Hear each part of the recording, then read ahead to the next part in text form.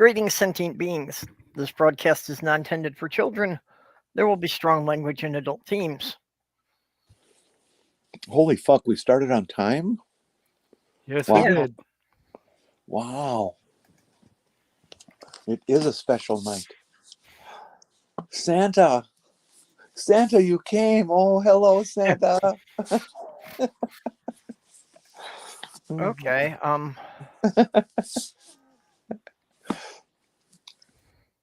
I'm in a weird space. Don't mind me. Yeah, no, I'm wondering if StreamYard is doing something funky. Yeah, it does look like it's doing something funky. Yeah, it's only showing my avatar. It's showing both of you. It's just white circles. Oh well, I saw Mage as a parrot just before, which is very I see Mage as a parrot now. So if I switch my now I see a wolf. Oh, okay. Jenny, maybe you need to step out and come back in to get yours to reset. What I did was I went into edit audio avatar and I just changed it. Okay. All right, we'll try that. Yep. It Just looks try like the edit and see if it refreshes to your picture. It doesn't refresh my picture. Just it looks like on YouTube it's stuck as a parrot. Yep, you're a parrot now. Yeah, it's a very pretty orange parrot. I like it. That's my pet. That's Duncan. Yep, orange and gold.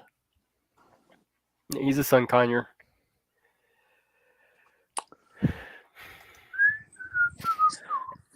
So, do we have anybody in the side chat yet?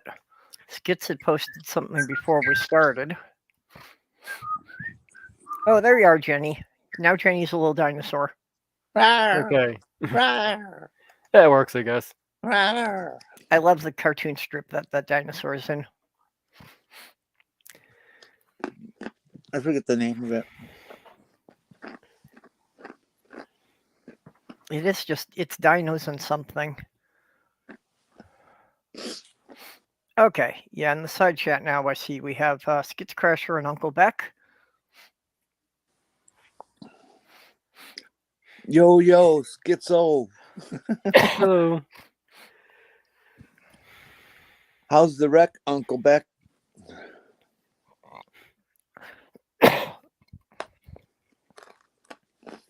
Yeah, I was over watching Bree earlier this evening. And in her introduction, Bree has like avatars of a whole bunch of people in the community. And she's got an orange triceratops riding on top of a trailer that says Beck's Place. I saw something that a triceratops head or something like that, and I wanted to get it for you, but it was like way expensive, like hundreds of dollars expensive. Ooh. Well, I hope it wasn't a real triceratops head. The poachers are such a problem. Well, it looked fairly well done. Oh, the Triceratops were still alive today, they probably would be poached. Oh, I'm sure about it. You know, the guys who go after elephants and rhinos.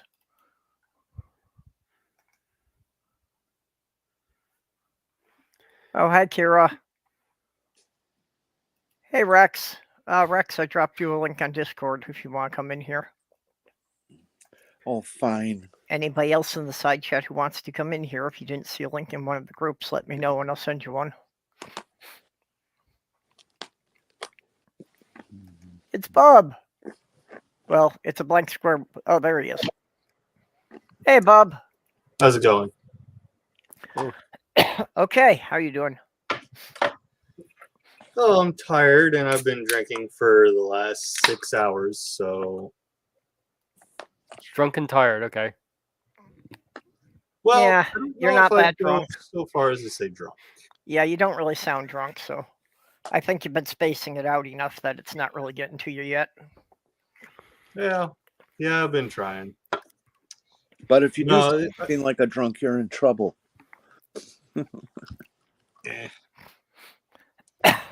I mean, I look at it this way. My tolerance is pretty nuts. So I tested my tolerance once.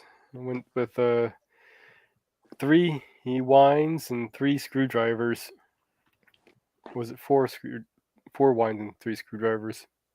Anyway, I passed out. see, I can't do liquor anymore, and I've always hated wine. So It was liquor will wine. kill me. I've definitely gotten above average tolerance for someone my size. Liquor, I barely know her. God. Oddly enough, I've never had a hangover from any of it. Yeah, that's okay. I've licked a few that I didn't really know. I used to go for parties for that kind of thing. That's my kind of party. Yeah, I was at the clinic on Tuesday, and they had a poster about safe, how to keep safe during the monkeypox, how to keep from spreading it. And I loved that the advice they were giving did not assume that everybody was going to be monogamous. They were just recommending that you have sex pods, that everybody agrees not to have sex with anyone outside your group.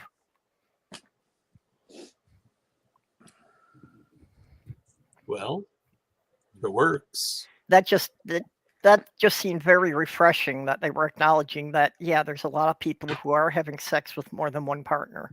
Okay, I promise I won't have sex with anybody other than the people in the chat. Jenny, if you get a good opportunity, I think you should go for it.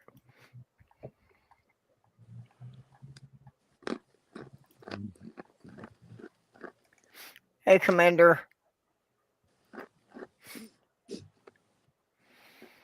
Oh. So today is Use Less Stuff Day. And one of the things that always bothers me is they promote the 3 R's, reduce, reuse, recycle. Why don't they ever mention repair in that? We have gotten so used to being a disposable society that if something doesn't work, we just toss it and go buy a new one. We don't try to fix anything. It's because they two reasons. One, manufacturers want to make more money on planned obsolescence, and two, we've been teaching our kids don't go to shop class, go to college for such a long time. We don't have anybody who can even screw in a freaking light bulb on their own. Well, I was just going to say, we got a lot of stuff that's designed and not to be fixed. Yeah. Oh, definitely. A lot of it is. Capitalism, baby. That's where it's at. See, I take a different position on that. I don't think they make things purposely to not be repairable. They make things to work best in their automated plants that are built by robots instead of built by humans, and so therefore robots can get in places and do things that humans can't.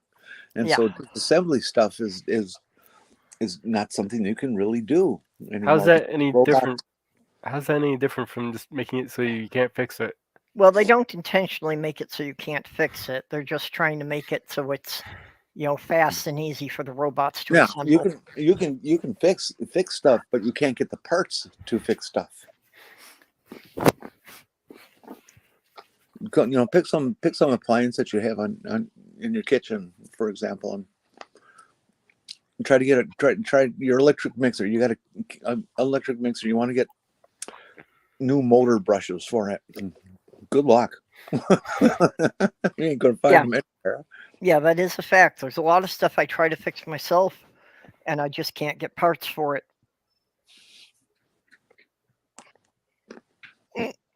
The last appliance I fixed was a coffee maker. And I think that was about 1975, 76, maybe. And it took me 6 months to get the damn part. And after that, I just gave up ever trying to fix anything. Well, I fixed quite a few vacuum cleaners and fans that I found, in the garbage piles that somebody was tossing them. And in many cases, they really just required a proper cleaning, and then they worked fine. But people don't even go that far for maintenance. They're not even going to bother to clean stuff up. But people don't get with a fan. Like when you get stuff building up on it, and especially like you get a lot of pet hair building up on the blades, that actually slows the fan blades down, so you don't get as much airflow from them.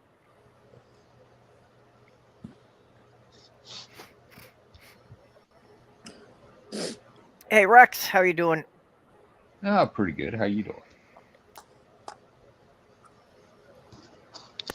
Yeah, it'd be okay if I could get rid of this cough. Yeah, I'm the same way. When I wake up, I like cough for a half an hour, and yeah, finally, it stops for a minute. So, Do you smoke? oh yeah, I smoke. Yeah, I've been Well, that's smoking. where that cough is coming from, you know? Yeah, Don't well, judge. Don't I've judge. never smoked, but if you were listening to me for very long, you would think that I'd been smoking for 40 years. Yeah, I started smoking when I was 9. So Hmm. I've Yeah. tried to stop. I've My tried dad to stop. died. Yeah, my dad died from smoking. He had COPD, and then his lung collapsed. Went into the hospital. They reinflated it. A week later, it collapsed again. So they did surgery to kind of like stick it to keep it from collapsing. And he got MRSA in his lungs and died from that. Oh well, my dad died of cancer. It started in his lungs because he was a smoker too, and then it just spread through him like wildfire. So yeah, I've seen it. I know what you're talking about. It's not a fun way to die. I'm just saying. Kittens in a Oh. blender. Okay. Kittens Darn. in a blender. I mean, I spend the first hour or two a day coughing after I wake up, and it has nothing to do with smoking because I quit years ago. Right. Sometimes that shit just happens. Yeah. Chances are me not cleaning my CPAP machine nearly as often as I should probably has something to do with it. Maybe a little bit. Yeah. Yeah, that definitely does. And do you use distilled water in your CPAP? Oh yeah, no, I'm not that much of a lunatic. I listen to at least that much when my doctor tells me to do something. Yeah, Yeah, He's not a. Because I mean, like distilled water, it's healthier because it doesn't have all the added chemicals being pumped into your lungs for 8 hours while you sleep. CPAP Yeah, machine. he's not a barbarian. I mean, come on. What was that, Jenny? CPAP machines are horrible sources of bacteria and shit. They Yeah. just build up like crazy, especially if your breathing tube is ribbed, as opposed to a smooth hose. The shit gets in those little folds and just stays there and grows. Ew. I would never want to use a CPAP machine. Yeah. My late fiance had one, and 3 different friends that I had to teach them how to clean them out properly, because when I looked at the things, they had like algae growing inside them. Oh yeah, look. Sounds like it smelled delightful. No. Yeah, it looked like a unclean fish tank in there. Yeah. Yep. Yeah. Yeah, and that's certainly not helping your breathing if you're inhaling that all night. Oh hell no. But no. Metal and microbes and no. Are you a germaphobe, man, Stephanie? No, but it just doesn't sound, I don't know, what's the right word? Hygienic. Hey, Ox, hey, Sydney. Well, that's the thing. You have to be really careful about cleaning them out frequently. And it's best to sanitize all the parts with a little bit of bleach and then make sure that they, air out all day before you go to use it. Didn't William Shatner used to push something, a cleaning device or something for a CPAP machine? Did. Yes. Yeah, he did. Yeah. Okay. I don't remember that. Just an inerrant memory. Yeah. Yeah, He well, did. Hey, I saw him. memory like a steel trap. I saw him the other day, a week or so ago, on a new commercial, hawking some crap. Except this time he didn't wear his Star Trek wig. He looked like he was just had his normal hair, and he was starting to look older. You know, wrinkled face and tired wrinkled face like old people get. And it was kind of like, all right, he's getting old. He's gonna die. You know. And yet, he's still here. Oh yeah, he's like in his 80s or something like that, I think. 91. He may outlast Twitter. He's 91. Yes, but can they both outlast the head of 91? cabbage? Well, the cabbage has a long life. It's lettuce that I think it's You're right. lettuce. What's a head of lettuce in the UK? Yeah. Lettuce. Well, the cabbage has the virtue of turning into sauerkraut, whereas lettuce has the disadvantage of turning into slime at the end of the day. Yeah, that's fair. That is fair. That's true. Not good. I think that Twitter is more likely to turn into slime. And it turned into slime ages ago. Yeah. But Yeah, I was just gonna say. Well, everybody used to give me shit because I didn't use Twitter. And I'm like, yeah, okay. You see why now? You see why I don't use that shit now? Look, as bad as that hell site is, it did. If you think back, like 2 years ago, would we have known about George Floyd if there hadn't been Twitter? Oh, probably. I mean, I watch the news every now and then. Probably how, but Yeah, Because- thanks yeah, for the because how. if there wasn't Twitter, Facebook. because it was somebody with a cell phone and a Twitter account that put that out there for millions of people to see. yes, we would see it, because if it wasn't Twitter, if Twitter wasn't there, something else would be. Yeah. I don't know as you can say, well, but it was. I mean, Probably the medium, it would. it's the old Marshall McLuhan thing. The medium's the message. But that medium existed in that space and in that time. You can say very well, you can speculate, well, there would have been something else. But there wasn't. They At the probably time. they probably would have just posted it on Facebook if Twitter didn't exist. Yeah, it wouldn't have spread quite as fast on Facebook as it did on Twitter, though. I'm just saying, you can dismiss the platform as much as you like, but I think it has contributed to a lot of activism. Yeah, well, And it's for no fault of its own. And some guy figured that was worth $44 billion. I don't think so.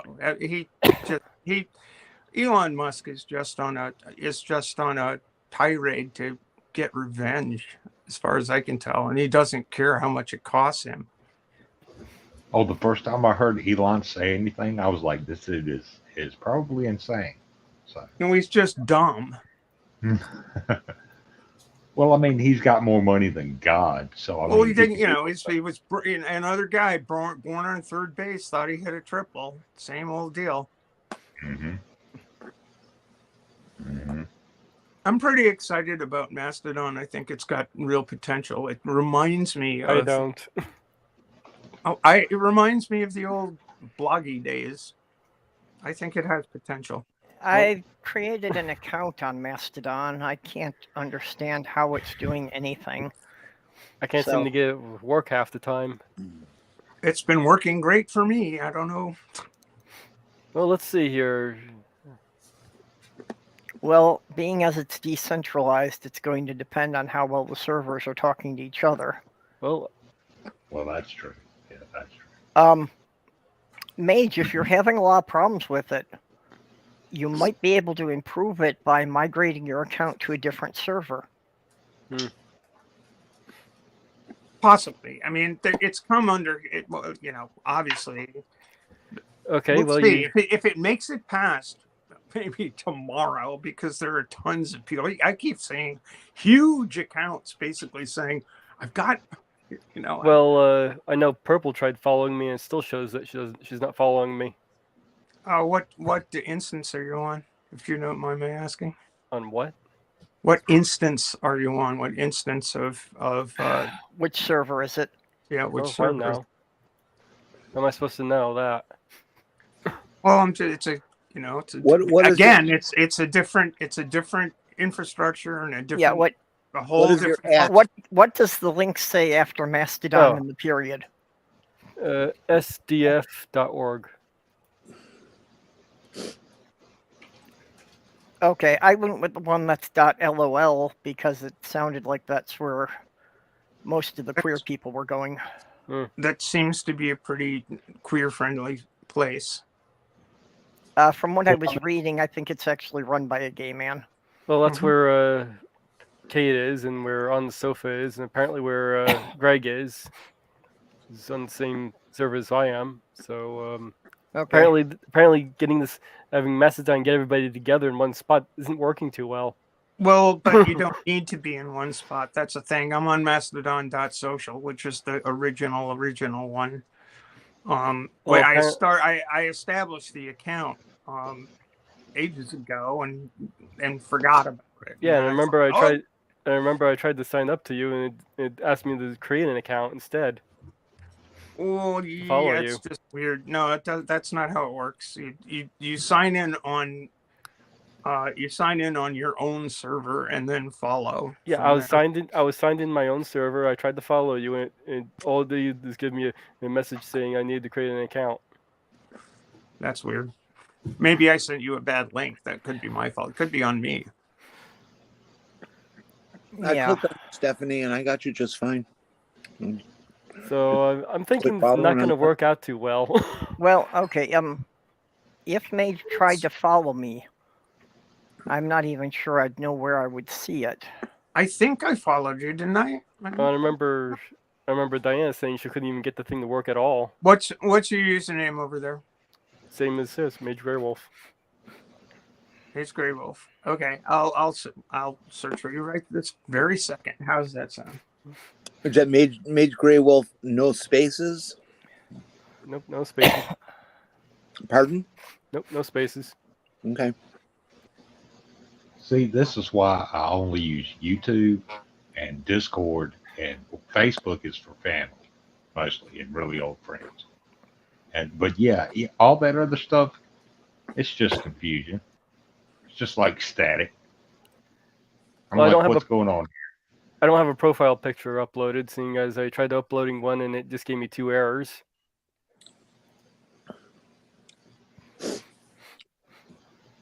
Well, my audio avatar is showing here, but is it showing on Facebook? Because I'm on my tablet, so Well, I don't it's have. on YouTube. Oh, is it on YouTube? Okay. Yep, it's showing the skeleton hand with the gears on YouTube. Okay. Sometimes it's it doesn't. GRAY. All right. Oh, hey, Angela. Shit. Oh, hey, Ox, and everybody else in chat. What's up? Cheers. Mother of God. Yeah, exactly. See, I'm tired of that. That's why I have I've got a brand new Dell computer that I bought last year, and I still haven't even set it up because it's got Windows 11 on it. And I'm like, I don't need to learn a whole new operating system. Yeah. Well, we'll send it to me then. I'll take it. I'm Well, not sure that you're actually on a Mastodon. I'm not really sure you're in an instance of the Fediverse, Mage. Because I don't see nothing comes up. Nothing. And sure, there I am right there. An instance is just what they call a server. You see, what's different on Mastodon than Twitter is that each person can choose to make their own server, so that instead of everything being at twitter.com, and it can be at mastodon.lol or mastodon.sdf or mastodon.fed.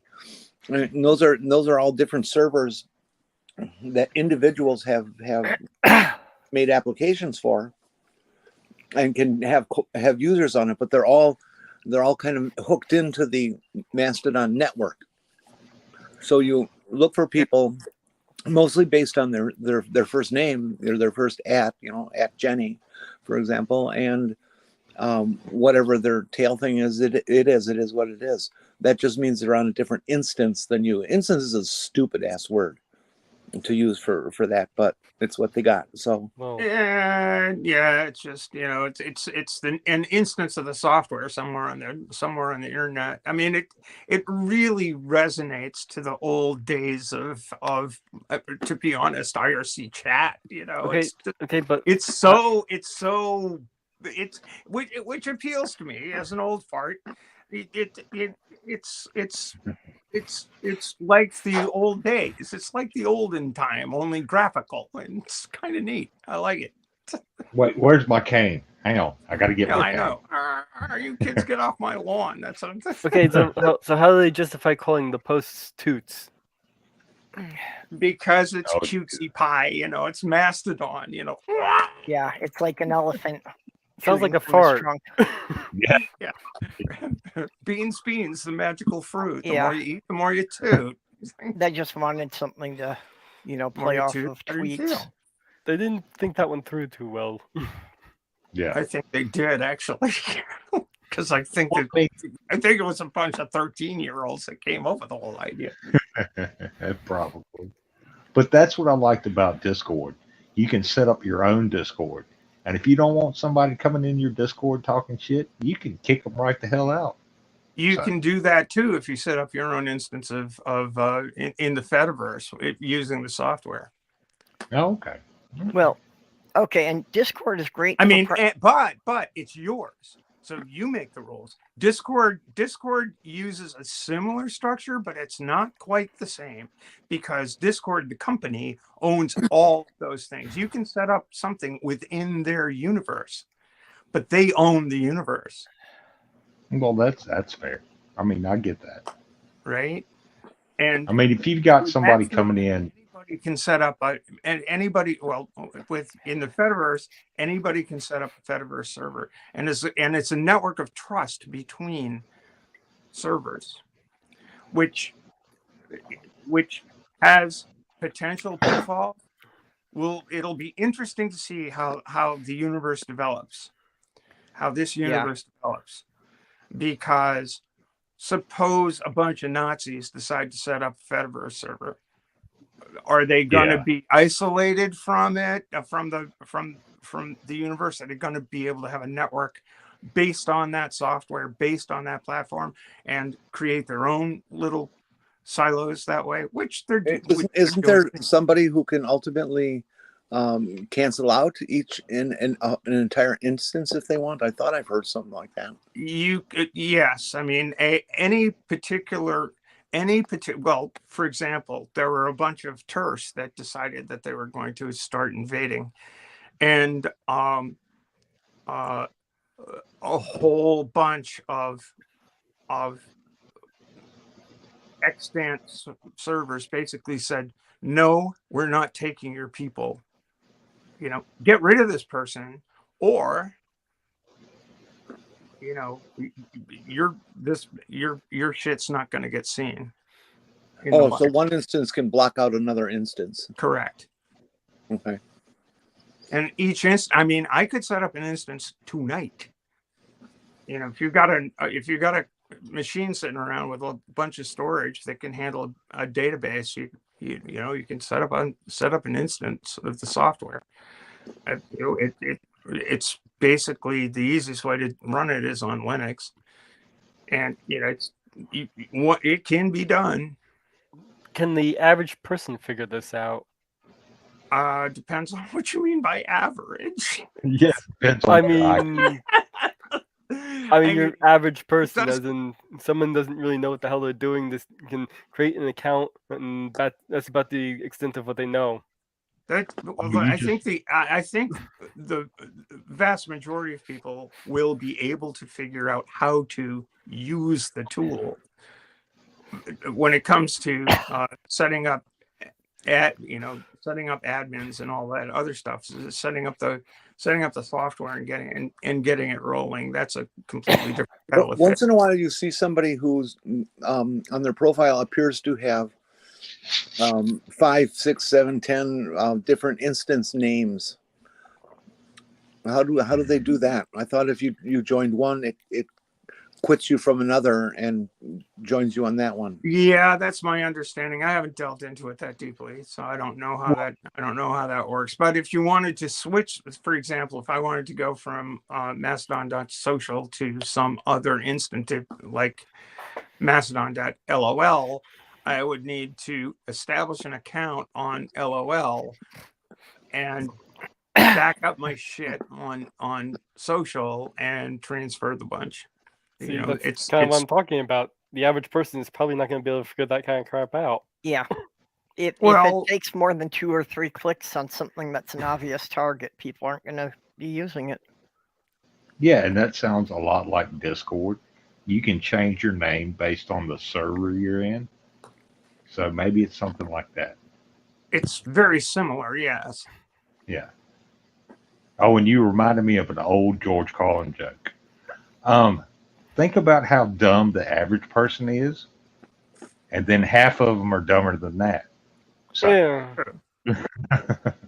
The average IQ is 100. Keep in mind that gets changed. It's just where that sits. No, it's on the curve. Yeah. 100 is the average. yeah, that's why teachers grade Yeah, on a but- bell curve. Yeah. So. I love it when all these sub 100s claim to be geniuses. Oh, my IQ is 137. Well, if it really was up there, you'd realize that they don't rate IQs in middle numbers like that. They use 5 zeros. You know? When Trump was claiming to be a stable genius, I immediately when that first came out, I think that was in somewhat when I started to be a real asshole on Twitter. I put up a picture of Mr. Ed's ass, a horse's ass. He was like, "Oh, you're a stable genius, right? Here you go." Well, that's what I'm saying. It's Right. that point where it's 100, can shift. So if what we considered, if the average person, slides back like 20 points, that's going to be the new 100. IQ isn't really all that much. Doesn't really tell you much anyway. Oh yeah, you can be book smart and like be stupid as hell talking to people. Yeah. So. I have never actually found out what my IQ was because I found out that was full of shit before I ever took an IQ test, so I never bothered to look at my score. Mm. Oh, the closest thing I took to an IQ test was the ASVAB to get in the military. Yeah, well, I And, know that they gave us one in high school, but I never bothered to find out what I scored. Yeah, it can Right. vary depending on how the test is done too. I worked as a student volunteer in the guidance counselor's office, and I know lots of people's IQ. Oh dear. I went and looked up all the records I wasn't supposed to look at. But How dumb are you? it was all manual, just right there. So I just looked it up in the file cabinet. Yes, it's outdated. Yep, IQ tests just tell you how good you are at taking multiple choice tests. Yeah. Yeah, they have no true validity. Well, and I know ABC. for me that, I'll have trouble with any test under a time limit. It takes me a little while to figure things out sometimes, but, if I'm not pressed under a time limit, I'm going to get you the answer. Oh yeah, time limit tests always mess with me, and I would just go A, B, C, or D, or E, or whatever. However, I'd just fill them in and let it go. Yeah, then there's a Minnesota multiphasic personality inventory. There's another Well, good one. that's not an intelligence test, though. At all. No, it's not. It's just a bunch of crap. It's an equal bunch of crap. But I've taken the MMPI. It's a very, very deeply involved survey. Very deep. It was like I don't even remember how many pages, but it took 3 days to take it. yeah, It's basically trying to find out how insane you are. Yeah. Right. It was one of the tests they made me take. And, this back in the early days of transition, and all the Yep. gatekeeping that was done, that was one of the things that I had to go through was the MMPI. Yeah, you and I are of a similar vintage, I think. I pursued You're a little bit. I think about 10 years. Yeah. What was your class? I would have been like the class of 1981. 81. Wow, that's that. Yep, that is deep. Where's my cane? Where's my cane? That's deep. Let me get my cane. You can say Okay. old. That's all right. You're old. No. I mean, I'm saying deep. I mean, shit, man. I lived my entire fucking life with this stuff. Jenny, And 81? I thought, Jenny, you said class of 81? Well, yeah, there is no actual class of 81, but that's kind of slang that a lot of trans people used to use to indicate when they Okay. started full 24 hours full time and that sort of thing. Yeah. When you got your papers, so to speak. Right. When you got your papers, when the shrinks all signed off and said, yeah, well, you're not insane, but you are insane in this particular way. And that qualifies you to actually be who you are, which is like, cringe. Okay. So how do you deal with, before you've gotten all the government paperwork, about when you go someplace and they need to see an ID, or when you get stopped by a cop? Before you have it, Yeah. therapist wrote a letter that explains the situation, so to speak, and begs for have mercy on this person. Yes. So you have to keep that letter with you. Yeah, I have Yep. such a letter here.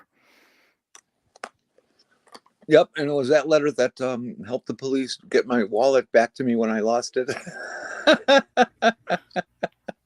Yeah, that was awkward. I mean, it was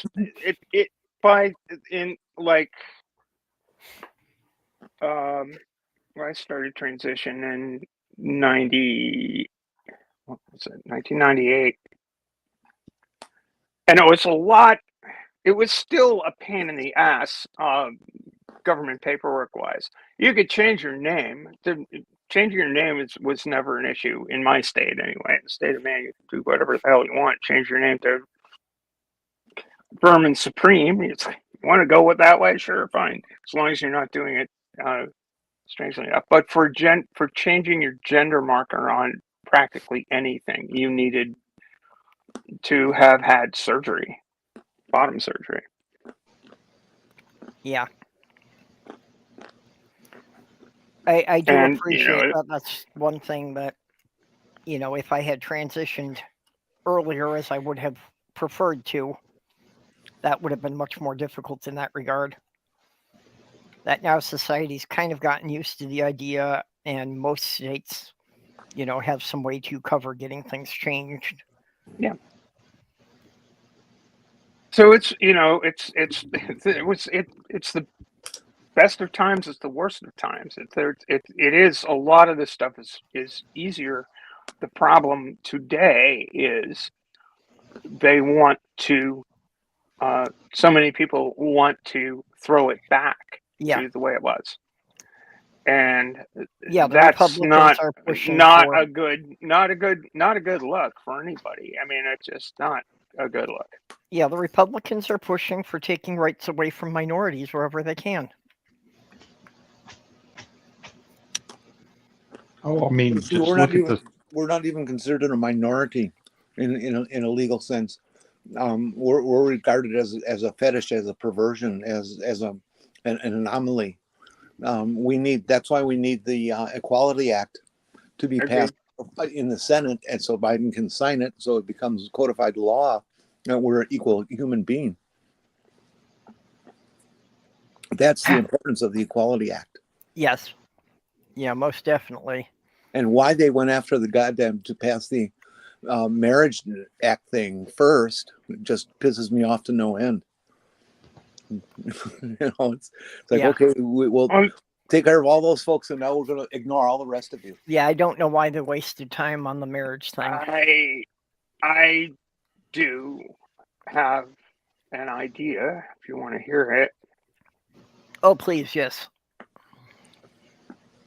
The difference between the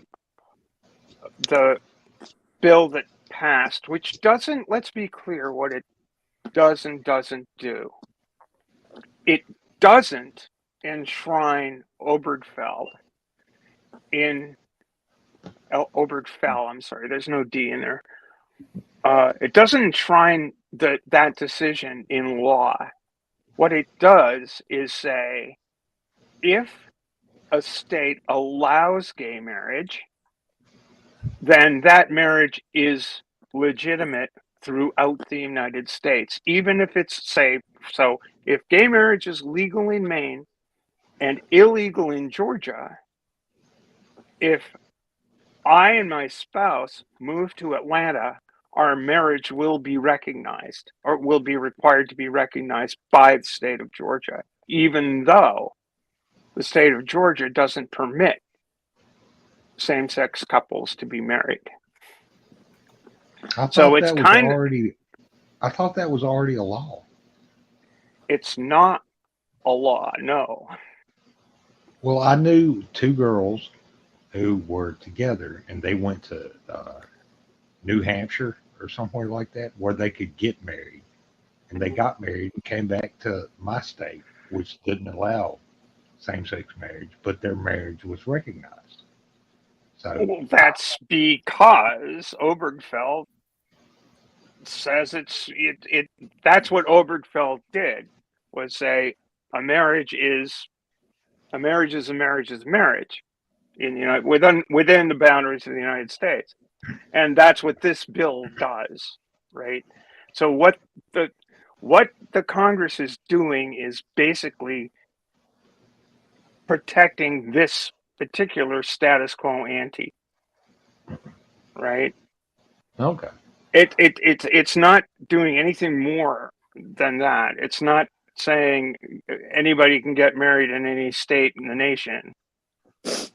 And it's it's sort of a fallback. If the Supreme Court overturns Obergefell, then it goes a little bit back towards where things were, but keeps protection for the people that get married in states that allow for gay marriage to live in another state. Affords them some protection. So it's not, there's this whole thing about, the Mormon Church said it was okay. Well, what the Mormon Church did was give permission to Romney and Lee to not be douchebags about it. But it's still, it's like, well, yeah, but you can't do it in Iowa. Rather, you can't do it in Utah.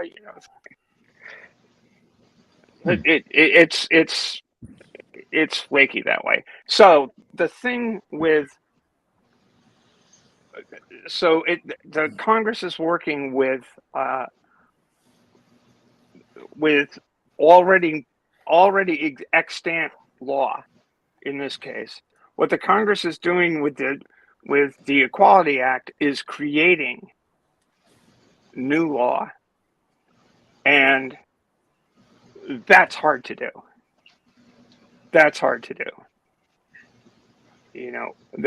It's basically it's doing what Jordan Peterson got his panties in a twist about. Yep, but in Canada. It has passed the House of Representatives. It's been sitting in the Senate for 2 years now, waiting for the Democrats to put it on the agenda to be talked and voted on, but they haven't, because they haven't had a solid majority. Well, now they supposedly do. They better fucking get it through. Well, they don't. Don't count. They on don't. It. They don't. But they have gotten it. I don't know if they've gotten it out of committee. I think they did get it out of committee, but there's no way to get it passed on the floor because you don't have, because you need 60 votes for cloture.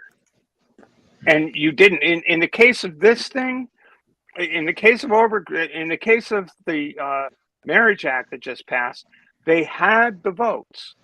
Right, I understand all They that crap. to What I'm get saying cloture. is, I don't care They about any don't of that have stuff, the votes. Stephanie. They don't have the fucking votes to Stephanie, get cloture for, I hear you.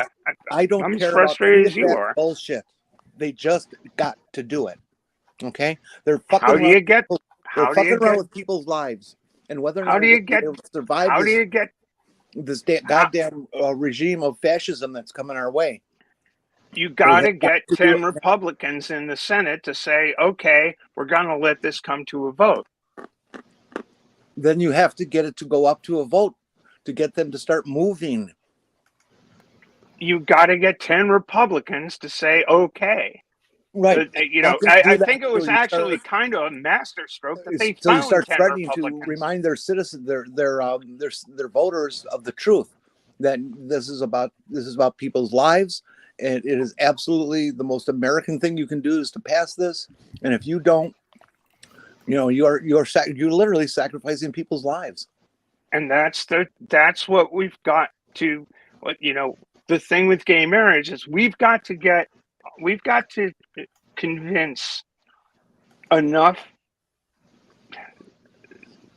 cis people that we're worthy of our own existence, to the extent that it's like, yeah, well, why are the Republicans being such assholes about it? I think actually this election is like, do you know how much money the fucking Republicans spent trying to demonize trans people? They had Tucker fucking Carlson on the whole program. They got Matt Walsh on the whole program. They got they had put a fire hose and tons of money into demonizing trans people in this election cycle. And what did they get? Nothing. Nothing. I mean, this was supposed to be a red wave, and they got nothing. Yes, the House turned. The House and the Senate. The House and the Senate always turn in midterm elections, and the performance of the Democrats in these midterms was historic. It hasn't happened since the 60s. Well, I am a straight white guy, and if I could say something here, I've always been of the belief that if you're dumb enough to want to get married, you should be able to get married, no matter who you are. See, there you go. But that's an argument. That's an argument that a whole ton of people just say, "Oh yeah, well that's why would anyone want to? Who the hell wants to get married? I mean, look at that, blah blah blah blah blah." But we've got the trans people have got to get society to have that kind of cavalier sort of ha ha ha attitude towards our existence that it took a long time for people to, it was in the space of 7 years, the polling on that particular topic swung radically from people being terribly opposed. I mean, we had Bill fucking Clinton basically saying, "Don't ask, don't tell," in the 90s. And it was a huge swing. It was a huge fucking swing in terms of people's attitudes towards gay people that happened in the space of 7 or 8 years. Well, yeah, that's what I was going to say. I was in the military. I've been engaged 7 times, and I have not gotten married, and I do not have any kids.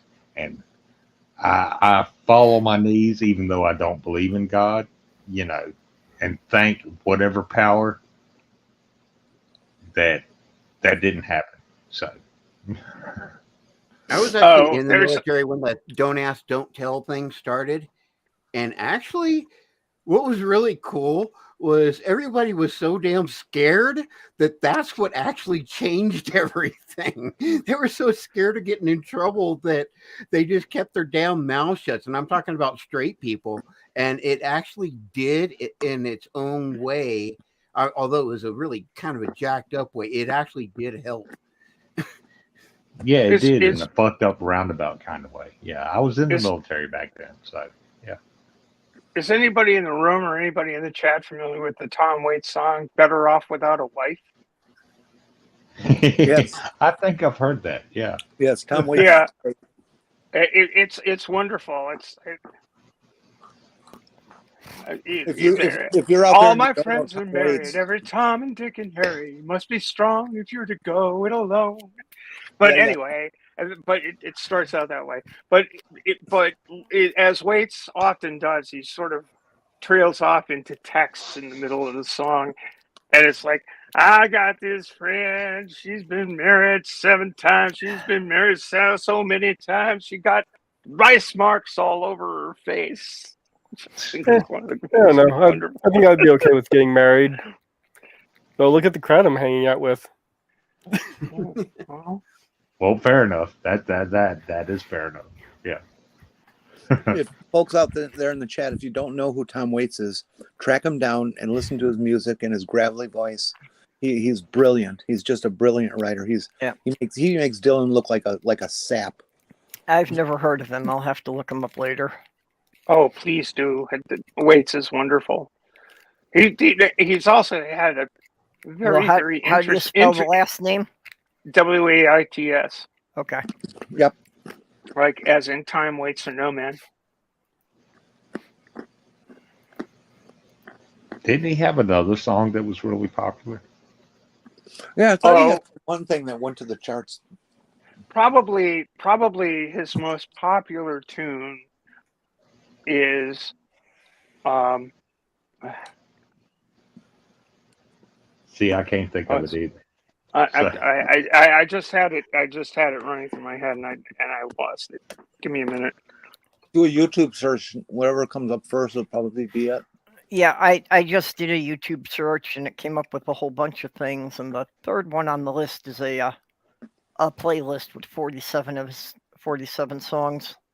Well, I think that maybe Springsteen covered Jersey Girl, which is a wonderful tune. It's a lovely, lovely tune.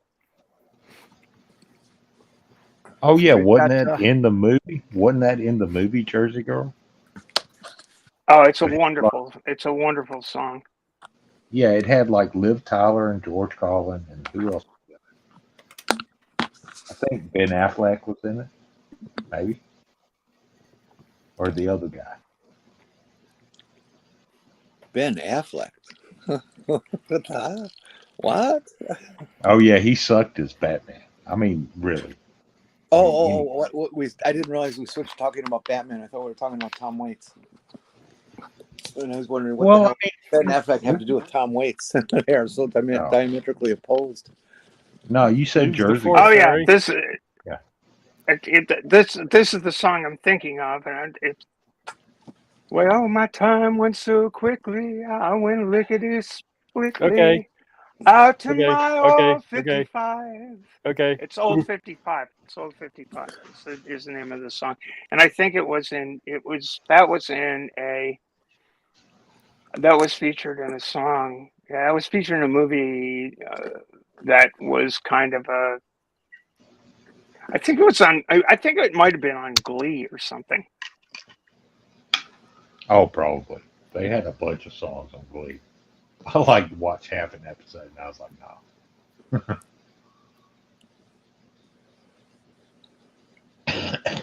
I'm sorry if you don't like my saying, but it's like that's how I remember songs is by tunes. Oh, it's not the singing. It's we don't want to avoid copyright stuff. Yeah. Yeah, well, I don't imagine you get a copyright strike for a couple of bars. You know, it's like, shouldn't the standard for copyright violation be along the lines of hum a few bars and I'll fake it?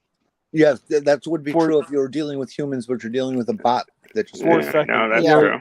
You only get 4 seconds. Yeah, Jesus. Yeah, I have literally had YouTube cancel and block my streams from going public for as little as 7 seconds of a copyright picture on the screen. Oh, I probably told this story to y'all before. You probably heard it before. I was sitting here watching Alien, and it was playing on the TV. I was not Mhm. streaming the movie. And Mhm. when the black guy and the girl with the short hair gets killed, I don't think there's any like actual dialogue in there. She might say, "Oh God," and Fox copyright struck and took down my stream for that. Oh, that happened to me once too. I was flaking up a sale, and I had something playing in the background. I was just basically saying, "Now I'm doing this, and now I'm doing that," or blah blah blah blah blah. And I got copyright struck. It's like, "Hey, we're taking this down." It's like, boom! It's, what the fuck, really? Oh Seriously? I had to go into the studio and edit that little bit. It was not even 5 minutes, I don't think. I had to edit that out of the stream before it could be public. So Yeah. Well, I don't live free or die. Hey, wait, Well, that's a Die Hard movie. You'll get struck for that too. So no, it's stamped on New Hampshire license plates. For fuck's sake, give me a break. It's a state motto of the state of New Hampshire: is live free or die. Yeah, it's like Wisconsin on their plates that says like eat cheese or die. Well, Oh, that's true. Jesus. That's cheeseheads. What are you gonna do? Yeah, I'm wrestling with the DMV in my state right now. My dad died 5.5 years ago, and I got sent a letter by the DMV at the end of September saying, "Oh, your dad's dead. You need to re-register your vehicle in somebody else's name who's alive." And I'm like, "It took you this fucking long to catch up?" Yeah, I mean, I don't get it. I really don't get it. But I'm like wrestling with the DMV trying to get all this shit done. He didn't have a will, and he left his truck to me. He said, "Son, I want you to have my truck." And I was like, "Okay," but he didn't have a will. Well, he played golf, and he played golf with enough lawyers that he didn't trust any of them. So I'm just saying. Hell, Sony once sued themselves on YouTube. No joke either. One So division you want to of, talk about? one Well, division of Sony sued another division. well, wanna that's talk why about- I can't publish my autobiography because I'm sure I'd have to sue myself for slander. Yeah, true. Hey, this person You want Good to talk about- about major league problems? My dad died.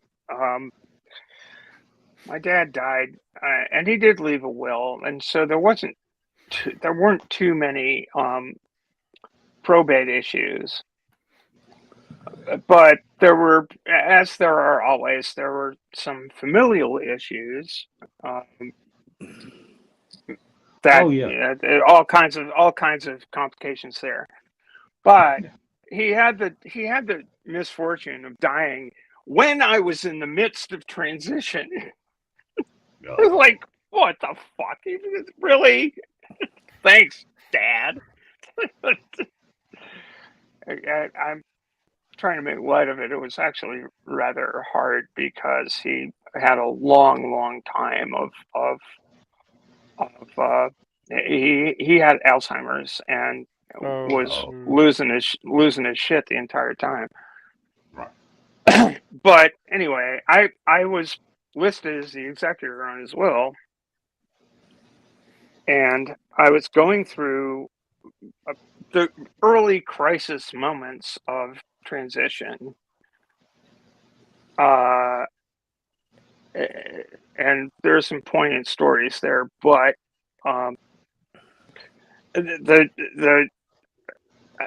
okay, I've got to deal with my marriage, my spouse, and working this through, and oh shit, now I've got to deal with this crazy person off on some fringe of the family that wants to make a claim. It's like, oh my god, that was just so horrible. I'm glad I have no money, because in fact it's like, and I have no money, I have no kids, so I've got nothing to leave and nothing to care about. I dropped out tonight, and and maybe somebody would have an issue, but man, that was a pain in the ass. And probate's yeah. terrible. Oh yeah, it is. And I got a letter from the DMV. You know, like I said, Gerald Bowman is dead. I'm like, well, okay, tell me something I don't know. And they said, well, you've got to go through, get a advocate or whatever, and go through court and all this other. I was like, no, I'm not doing that. So, like I said, I'm wrestling with the DMV. So. And yeah, you heard me say my dad's name. You know what? He's been dead 5.5 years. Go ahead, do what you want with it. But yeah, his cancer started in his lungs, and my dad was such a okay, I'll say it. He was an asshole. He didn't tell anybody how much pain he was in, and then it just started to spread throughout his body. It got in his pancreas and his liver and his stomach and his lymph nodes and ran to his brain. And yeah, it was a horrible thing to watch. I'm not gonna lie, it was horrible. You've watched horror movies, I'm sure. This was worse than any of that. So.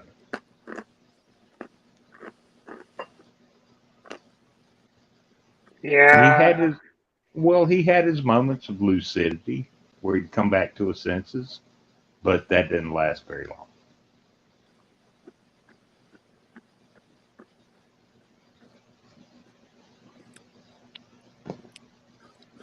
So what's our subject again there, Purple? It's supposed to be use less day. Yeah, useless. Day. Use less. Yep, use less stuff. You mean as in like a minimalist decoration scheme in your house or something like that?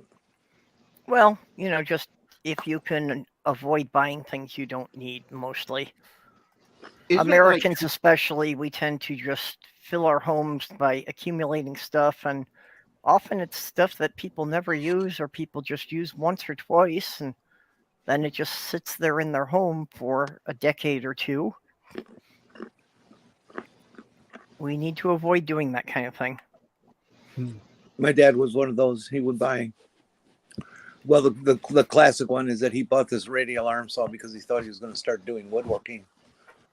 And why he bought that, it's like the worst tool you could possibly buy if you want to do woodworking. It's just, they're awful. Oh no, radial arm saws are awesome if you understand how to use them. Yeah, well, there's not a lot they can do, and he was talking about making furniture and stuff. Okay, a radial arm saw is a waste of bucks if you wanted to make furniture. Oh no, nope.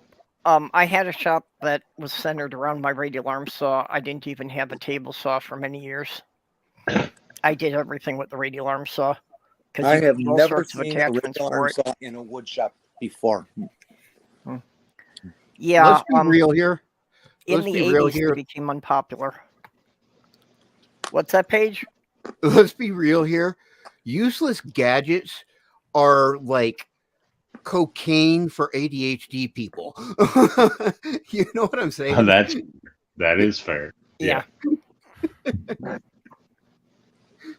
Get the slap chop, because knives are like 300 years ago. Yeah.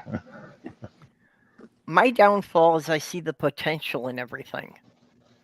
I see something and it's like, yeah, I could fix that up, or, I could make that into this or this. So I have to be careful not to accumulate things that are for future projects that I'll never get to. Oh, yeah, I wanted to get into blacksmithing because a lot of people around here have horses. And, horses need shoes. Do you know how much a goddamn anvil costs? Lots. Lots. Yeah. Very, very expensive. Yeah, if you want a good one. If you ever see one at a rummage sale for cheap, buy it, because you can always probably double or triple the price and sell it again. There's not a lot of yeah. demand for an anvil, but for the people who Well, need I them, would. nothing else that Yeah, I works. wasn't looking at big ones. I was looking at like little ones that you could make horseshoes on. Fucking expensive as hell. I was like, oh my god, you want $1,500 for this little bitty anvil? Let's see, Yep. we got a 70-pound anvil for $389. That's probably the smallest one you can get. Nope, I bought a 1 pound anvil. Oh, did you? Okay. Oh yeah, you can get some tiny ones that they use for jewelry making. See, we got a 55-pound one for about $75. It was really cute. It was, just like a few inches big, and a couple inches tall, and it had the little. It looked like just like an anvil, and it was just really cute. Oh, for like working silver and gold and stuff like that. I was Yeah. using it specifically for reshaping and repairing antique automotive trim. Oh, okay. 9-pound anvil for $25. Well, yeah, but you can't make horseshoes on that. That's what I'm saying. Hardest thing Yeah, I about don't know what size you would need for horseshoes. hardest thing about getting an anvil is getting it home.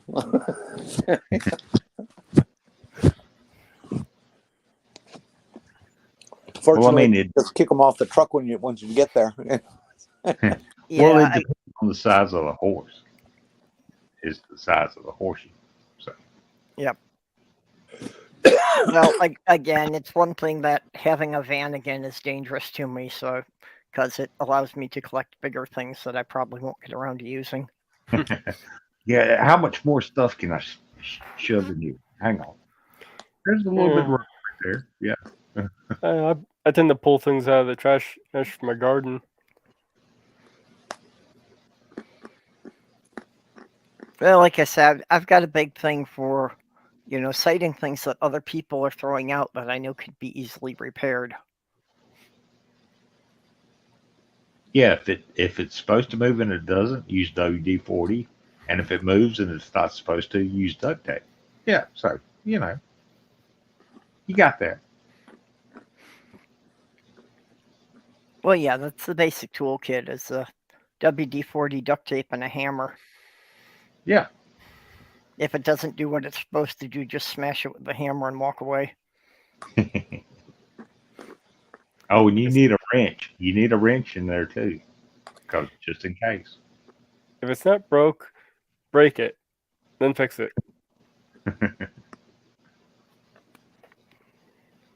Oh yeah, James, you're right. An anvil easily weighs 300 pounds and more.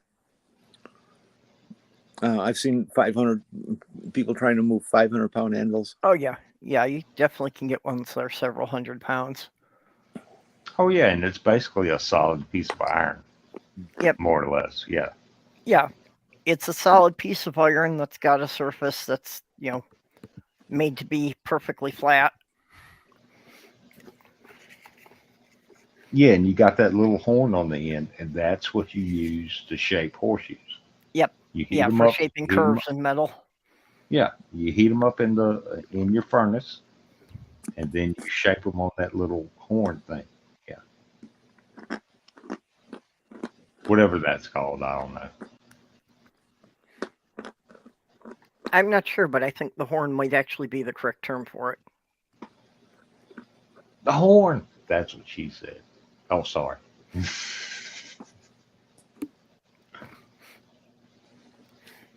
I love watching a talented blacksmith. I think it's just incredible how they can take a piece of steel to cherry near white hot and pound it out into something beautiful. Oh yeah. It takes a long damn time, but it's just amazing that they can do it. Oh, I just looked at the labeled parts of an anvil, and yes, it is the horn. That is actually called the horn? Okay. Yeah, the But horn. Stephanie's showing some rings here. Number 4, spur grommet. Right. Okay. It's let's see, I didn't have that. Anyway, That's the top side of the grommet. It's got little spurs on it. The bottom side goes through there and blah blah blah. Yep. I thought that was a Oh. cock ring. I'm sorry. Well, It has to be a very small rooster. if you want, step up. Wait a minute, step up Ouch. for your cock ring. This is how it's installed. Ouch. Oh, I have one So- of those. So I have this one little guy, I have a grommet tool and setup, but it's Yep. for tiny, tiny little grommets. yeah. So this little grommet set thing, for a number 4 spur grommet is $75. Yep, I've got a grommet set That that actually can do sounds that like a pretty size. good deal. You know, I use it for putting extra grommets in tarps when you need to tie them down. Oh, she pointed and laughed and said grommet. And I was like, yeah. Grommet. What about Wallace? What about Wallace? Wallace and grommet. Yeah, grommet was the dog. I've got something even better.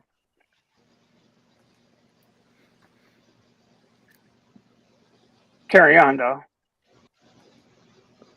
Well, you started. Now you have to continue now. No. I have to go. I have to go to another location and grab some other shit. So Okay, hang on a well, second. go get your shit.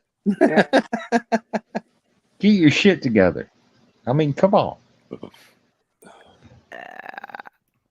Yeah, I got it all together and I forgot where I put it. I'll be right back. Okay. Okay, you two. Is everybody taking a break now? No. I need to go get another beer, but not right now. I'm still here. Okay, well, I supersized my iced tea before we started, so I'm only halfway through. Well, I finished my orange juice.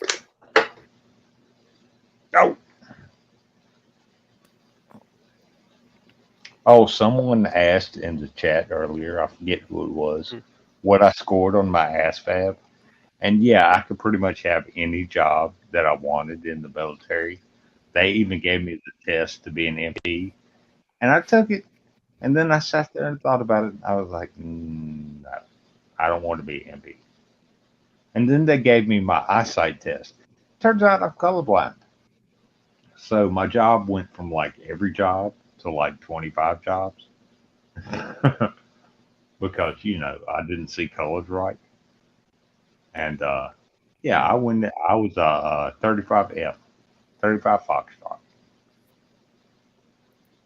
And all I did all day was sit there and look at a black and white screen, because this was back in the 90s, and wrote reports, handed it to my second lieutenant, and they did whatever they wanted to do with it, because I wasn't Brad. What colors do you have trouble with? It's not red, blue, and green, but it's like shades in between. I can't see it, so I couldn't be like a bomb disposal specialist. Yeah. Because if I look at the wire and see the color wrong, it might blow up in my face. Yeah, so. I can see how that could be a problem. Yeah.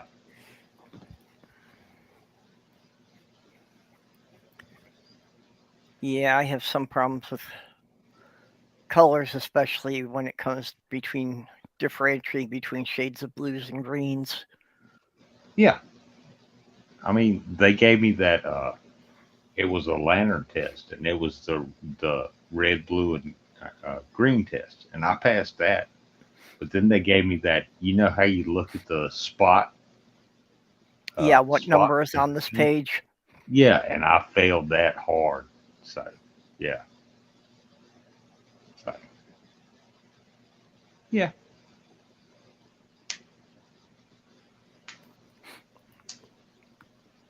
I mean, I could have been an MP, but I didn't really want to. I don't want to be a military cop, because everybody hates military cops. So. Wait, they make glasses that can correct for color vision? It's just I red wasn't and aware of that. blue. It's red and blue color blindness, from what I understand. And Yeah, it's amazing basically. from what I've seen. The reactions of the people, it's absolutely amazing. The reason I'm interested in this is my half brother, who has a different father, is completely colorblind. Oh, okay, so he can't tell the difference between red, blue, and green. So He can't, yeah, not at all. He basically sees black and white. Yeah. It's become more of a So problem for me because in women's clothes, matching colors is a lot more important. Right. Dressing so as a guy, as it happens, I am wearing red, blue, and green right now, which Yep. is I think that's pretty cool. And it's sort of like Karma Chameleon. well, dressing as a guy was easy. I just put on jeans and any color t-shirt goes with jeans. I didn't have to worry about it. So here's the thing. This is a stainless steel ring. This thing here is a stainless steel. That's the top. It says it's made in Sweden by Rutgerson. That's the little oh, that looks cheese. painful. That looks painful. Well, it wouldn't be a cock ring, I don't think, unless That's way you've too. got That's what. unless you've got a 55 millimeter cock, Well, which is well, that's 2 and 5/32 inches right there. That's like okay, it's stainless steel. yeah, You one need of the to few things more you need painful to step on than Lego. you need to set this with a hydraulic press. Ah. That's the bottom. Oops. Yep. There's the bottom of it. You know, it kind of goes like that, and there's a little liner there so that the things don't get all crunched up. And you punch a big hole with a very expensive arch punch. We'll get to the arch punch later. And you set it with these things. This thing. That's step number 1 for the top. The way this works is this goes here, this goes here, and they go together like this. Yeah, So is that for the ropes that hold your sail to the mast? they go. It's for the holes in the corners of the sail. So you've got the upper die. Yeah. Wait a minute, I got. Oh yeah, it's first upper die and then the second upper die. This is the lower die. So this is the way this whole thing goes together. So upper die and the lower die. And then you do one and then you do another one. And this whole set, would you care to hazard a guess as to how much this fucking thing costs? 350. 370, Oh no, 450. but twice that, $700. Oh, really? Wow. Yeah. So yeah, I'd love to throw it away, except that if I needed it, I'd be out of luck. Perp, I sent you a picture in the Mid America DM. Grab it and put it up on screen. It's my favorite tool. It's I've always known it to be called a dapping tool, but Harbor Freight likes to call it a doming tool because people probably don't understand what dapping means.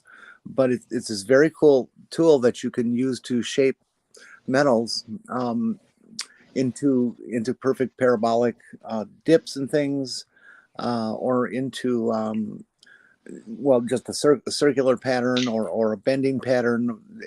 You'll see when it's up there. Yeah, see, you get all these little dishes inside this block, and you put the metal over the hole or the depression and take the dapping tool and whack it down to form the steel. And so you can use like a real small dapping tool in a larger hole, or you can use a matching one depending on what you're doing.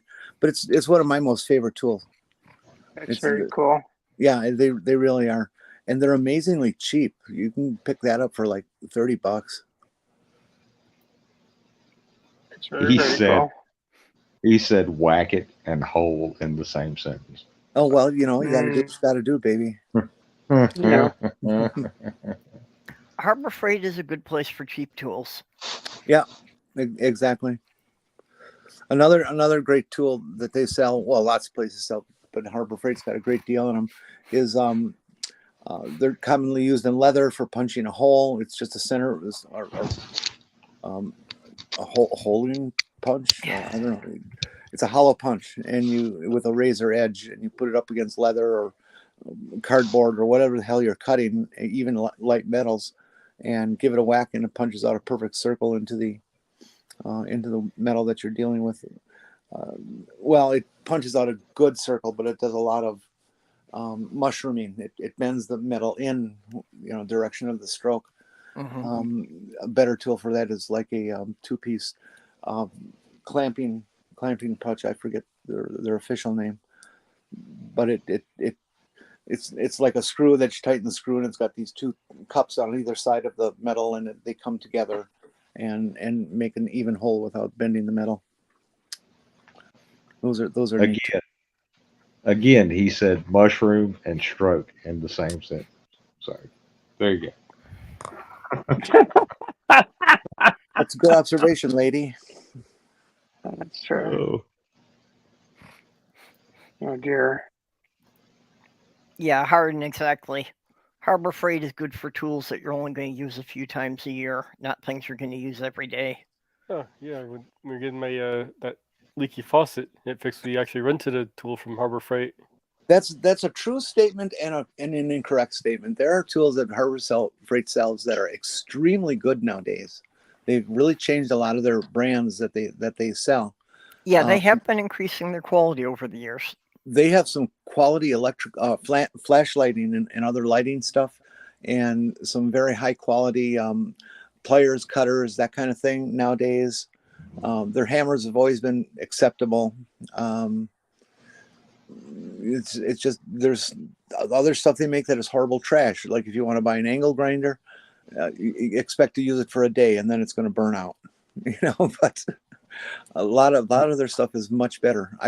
I have put their sockets up against a snap-on, and they take more torque than a snap-on before they bust. Okay. Well, that's saying something. Well, yeah, and it's pretty hard to screw up a hammer. I mean, come on. Well, if you sell a hammer, it's got a soft face when you're expecting a hard one. It's it's a matter of the quality of the steel used. Remember, every mark you put in the face of a hammer is a new mark in the metal that you're working with. So in the realm of using less stuff, what stuff do you use that you don't need to use? I mean, is there stuff in everyday use that you don't need to use? Well, one thing you see a lot of is people have a lot of kitchen appliances that do a single task. Where a lot of times you could have, one appliance that maybe has some attachments that could replace 3 of the other ones. Oh yeah, you said kitchen tools, and whisk jumped right into my head. I'm like, what do you need a whisk for? Haven't you got a spoon? Haven't you got a spoon? A whisk is completely different than a spoon. A spoon will mix a whip. A whisk will add air to what you're doing, and air is necessary in a lot of different recipes. Yeah, you'd never be. My able wife to will make like meringue. whipped creams and stuff like that, and to add that air, just like Jenny was saying, you have to have a whisk. It just won't work with the fork. Yeah, you wouldn't be able to do a meringue without a whisk. So I don't cook shit. It's more of a thing that, I have a spoon, but I have a whisk that can replace it. Well, and that's another part of it is, that's like, okay, some of these specialized things may be useful to some people, but a lot of people will never use them. And I know a lot of times people, will gift these things to people. Like what is the most somebody gave me a useless breakfast tool? sandwich maker. Yeah, that seems pretty useless. Yeah. Yeah, I've got a toaster oven that already did everything that would do. Yeah. Most useless tool, Ted Cruz. What was, True. what tool, Mage? This is the most useless tool, Ted Cruz. Oh, I will not disagree. And the second in line is Governor Abbott, and then Matt Gaetz and McConnell. PG and Boebert.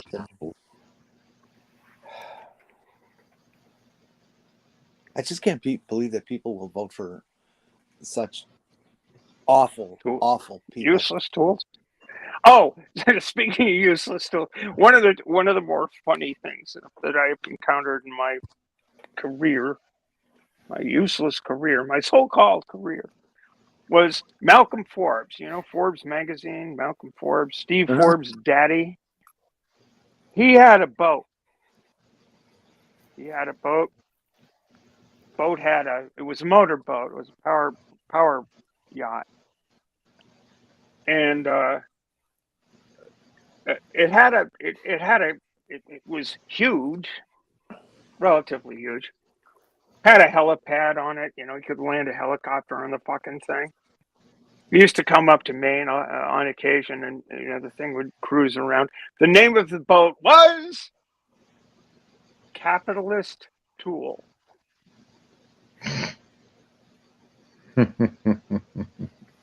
Would that be the boat or the owner? Well, Both.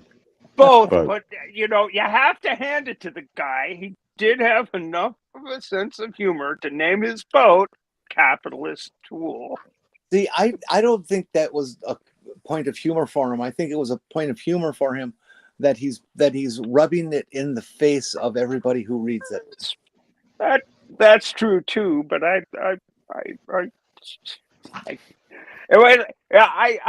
kind of got the joke, and oh my God, what an asshole sort of way.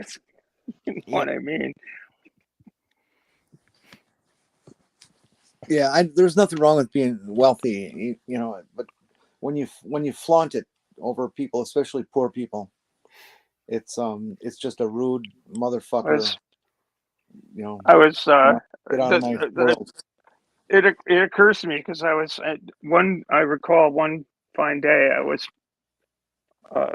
setting out to bring my little J24 home from Booth Bay Harbor, and was going through Fisherman's Passage in Booth Bay Harbor in the fog, and I look up, and by God, there's the Capitalist Tool just motoring towards Booth Bay. It's like, oh, fuck. I wonder where Malcolm is today.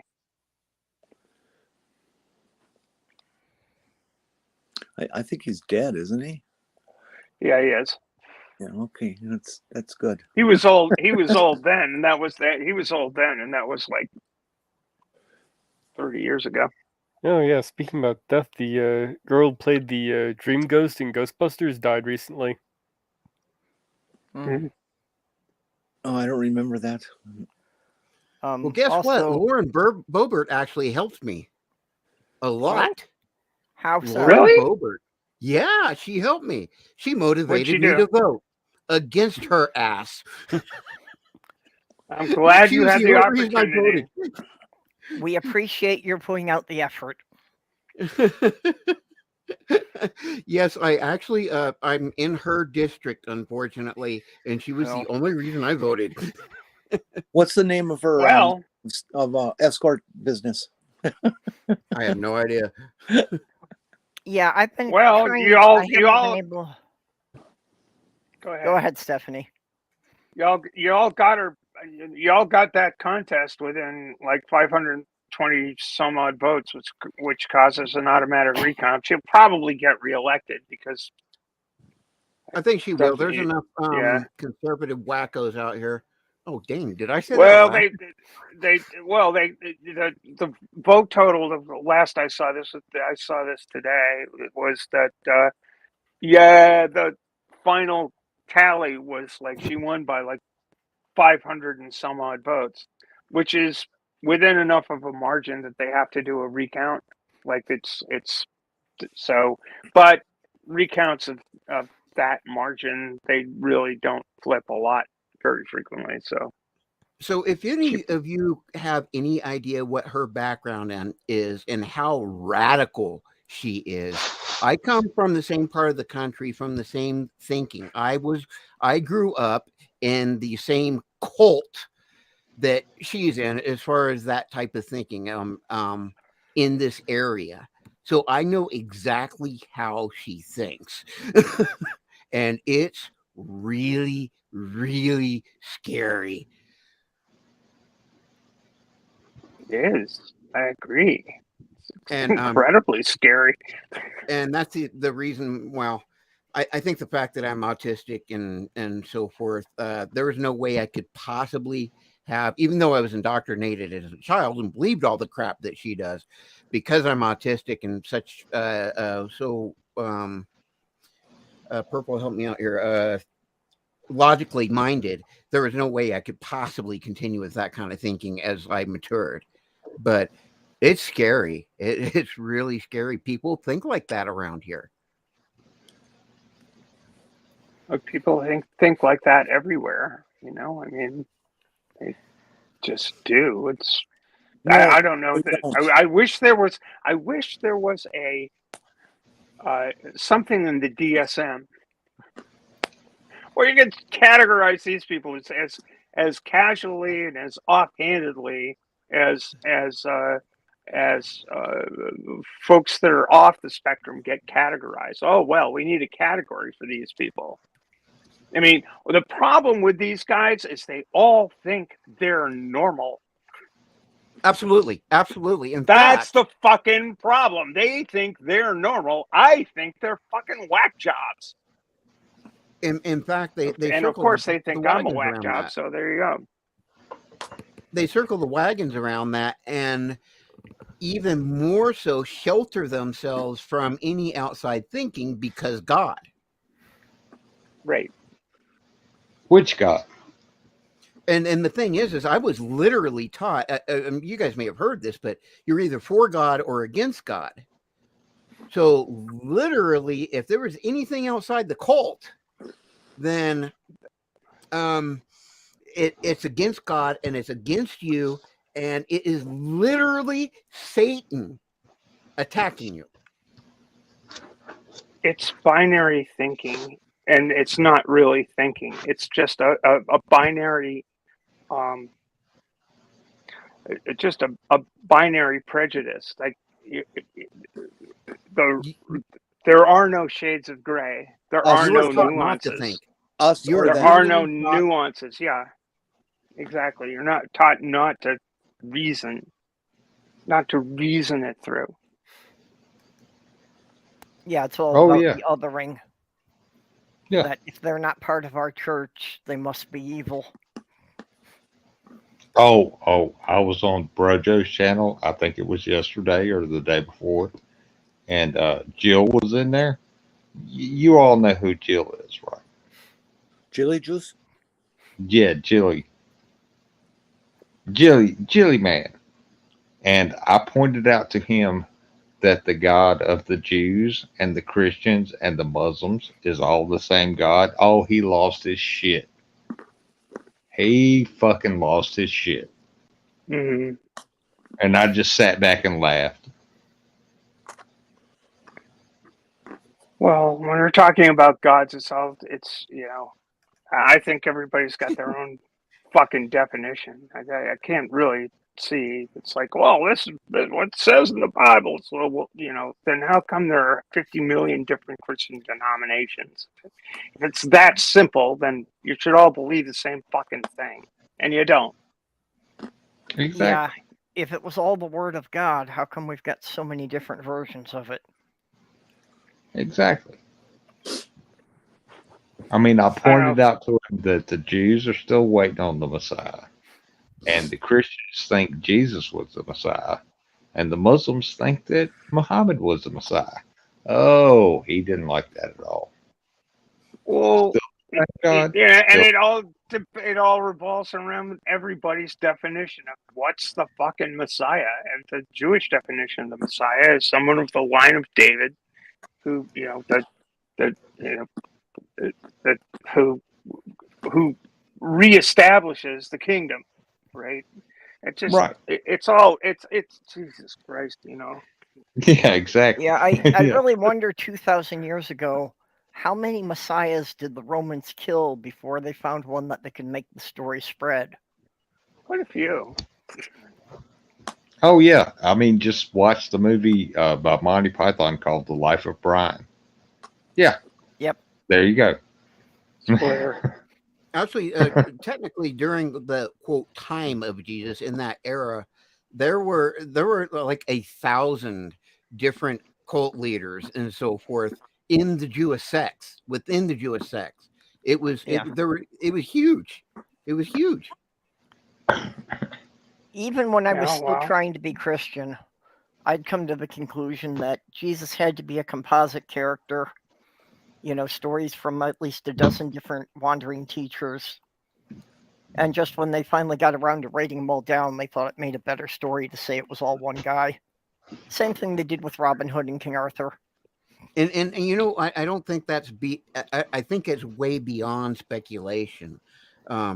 Purple. I honestly, my life study has been this, and I truly, absolutely, positively believe you're absolutely correct. Yeah, but I worked that out when I was 10 years old, and I can't believe I'm arguing with people about it 40 years later. Isn't it Purple. crazy? Yeah. Purple, I just had one thing to say to you. It was about I was about 40, so So By the so time I was folks, 15, I'd given up on the Bible altogether. so folks, my you know, my religious tradition is I don't know. I think the best way of describing it is the social gospel, which is I'm a person of a certain age. I came out of the 1950s. The theologian that informed my family's belief. My family is a deeply involved with the Methodist clergy for generations, and including the generation beyond me. So, like, my nephew is a Methodist pastor, and my niece is a Methodist pastor. So anyway, and they all love their auntie, which is great. And I think it's great, but that's the social gospel. You accept people as who they are, and blah blah blah. It's a some would call it, fundamentalists would call it, a wishy-washy version of Christianity. Well, at least you were in a more accepting sect. So, I but was anyway, what I'm getting at is, I got a call 2 days ago from a local person who's a sailing friend of mine, and she happens to be a Methodist pastor. And she said, at my church in South Portland, Maine, we're having a Remembrance Day on Sunday for Transgender Day of Remembrance. And would you like to speak? And I thought to myself, this is interesting, because I've been in atheist conversations where people have said, what do we need to do to reach out to Christians to, to spread the word? And my view has always been, I don't really care what your fucking beliefs are. It's what you do with them that counts. It's how you behave in this world that matters. Do you treat your brothers and sisters? Do you treat your siblings well? Or do you put them into little boxes where you can say, well, this one's this and that one's that, and and these people are going to hell and these people aren't. So I don't care what your belief is. It's what you do with it that matters. And so I thought about it, and I said, yeah, sure, I'll do it. And I thought about what I would say to a Christian congregation about Trans Day of Remembrance. And one of the things that really one of the things that really gets me about TDOR, and Gwen Smith is a friend of mine from ages ago, and she kind of started the whole thing. You know, there is altogether too much focus, in my view, on the agonies of the trans experience, and not enough focus on joy. So I thought about what I would say, and I came up with something that I think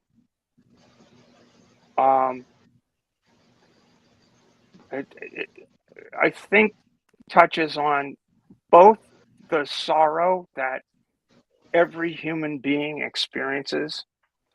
Like, there's tons of loss in this life, but there's tons of joy in this life, and we need to seize those moments of joy, while recognizing that, well, you know, life is fleeting. That's kind of a bummer, but there you go. So I tried to think, well, from the scriptures, where do you find joy? And I found a verse, and I started with that, and I put together a 6-minute talk that I think it's gonna make an impact on these people, and maybe change some minds. And I'm hopeful about that, because I think that we will not achieve any sort of resolution between believers and non-believers, or bigots, and bigots are hard to reach anyway, but and people who hate, who come from a position of distrust and hate, and directed at the trans community, and the trans community is just us, we who are very diverse and are just simply trying to live our own lives. We need to forge alliances that, where we recognize the humanity, that our common humanity, and that's what's going to stop people from marching into school boards and saying we need to destroy these books. No, you're wrong. You're wrong. You're right, but you're wrong. Okay, you're right in the premise that we need to bring these people up to a level of respect and stuff like that. You're absolutely correct. But those are moves and conceptual ways of thinking that the people who are so deep into other are into. They will never, ever hear that. They are far more basic, far more childish than that. They're not mature enough to hear what you're saying, even though it is absolutely correct. Those are the people that need to be marginalized. Those are the people that need to be pushed out of the mainstream. I mean, I agree with you that there are those people. They are extant. And at one point in time, the out-and-out racists, held sway throughout the South. They kind of still do at the moment. And that's the thing that's horrifying to me, is that we push these people into a box and we let them out of the box. You know, this is the thing about, you know, being old. It's like, we put these people away. There was a time when the John Birches were anathema for anyone to whisper the kind of stuff that is now broadcast nightly on Fox News. That shit never would fly. I mean, it did fly it flew far and wide in the 50s and early 60s. We put those people in a box and we let them out. Ronald Reagan let them out. I remember children in the late 50s, early 60s who were parroting their parents and media and stuff like that, and saying things like Madeline Murray O'Hara needs to be killed, needs to die. Yeah. Yes, so do I. These people are infectious, and they have warped in a whole new another generation. They've indoctrinated these kids. The first thing I ask of somebody who's religious and wants to tell me about their religion is, before you say anything about your religion, before I even listen to a single iota of what you have to say, you have to prove to me your religion is not a cult. And they can't, because it is. Yeah.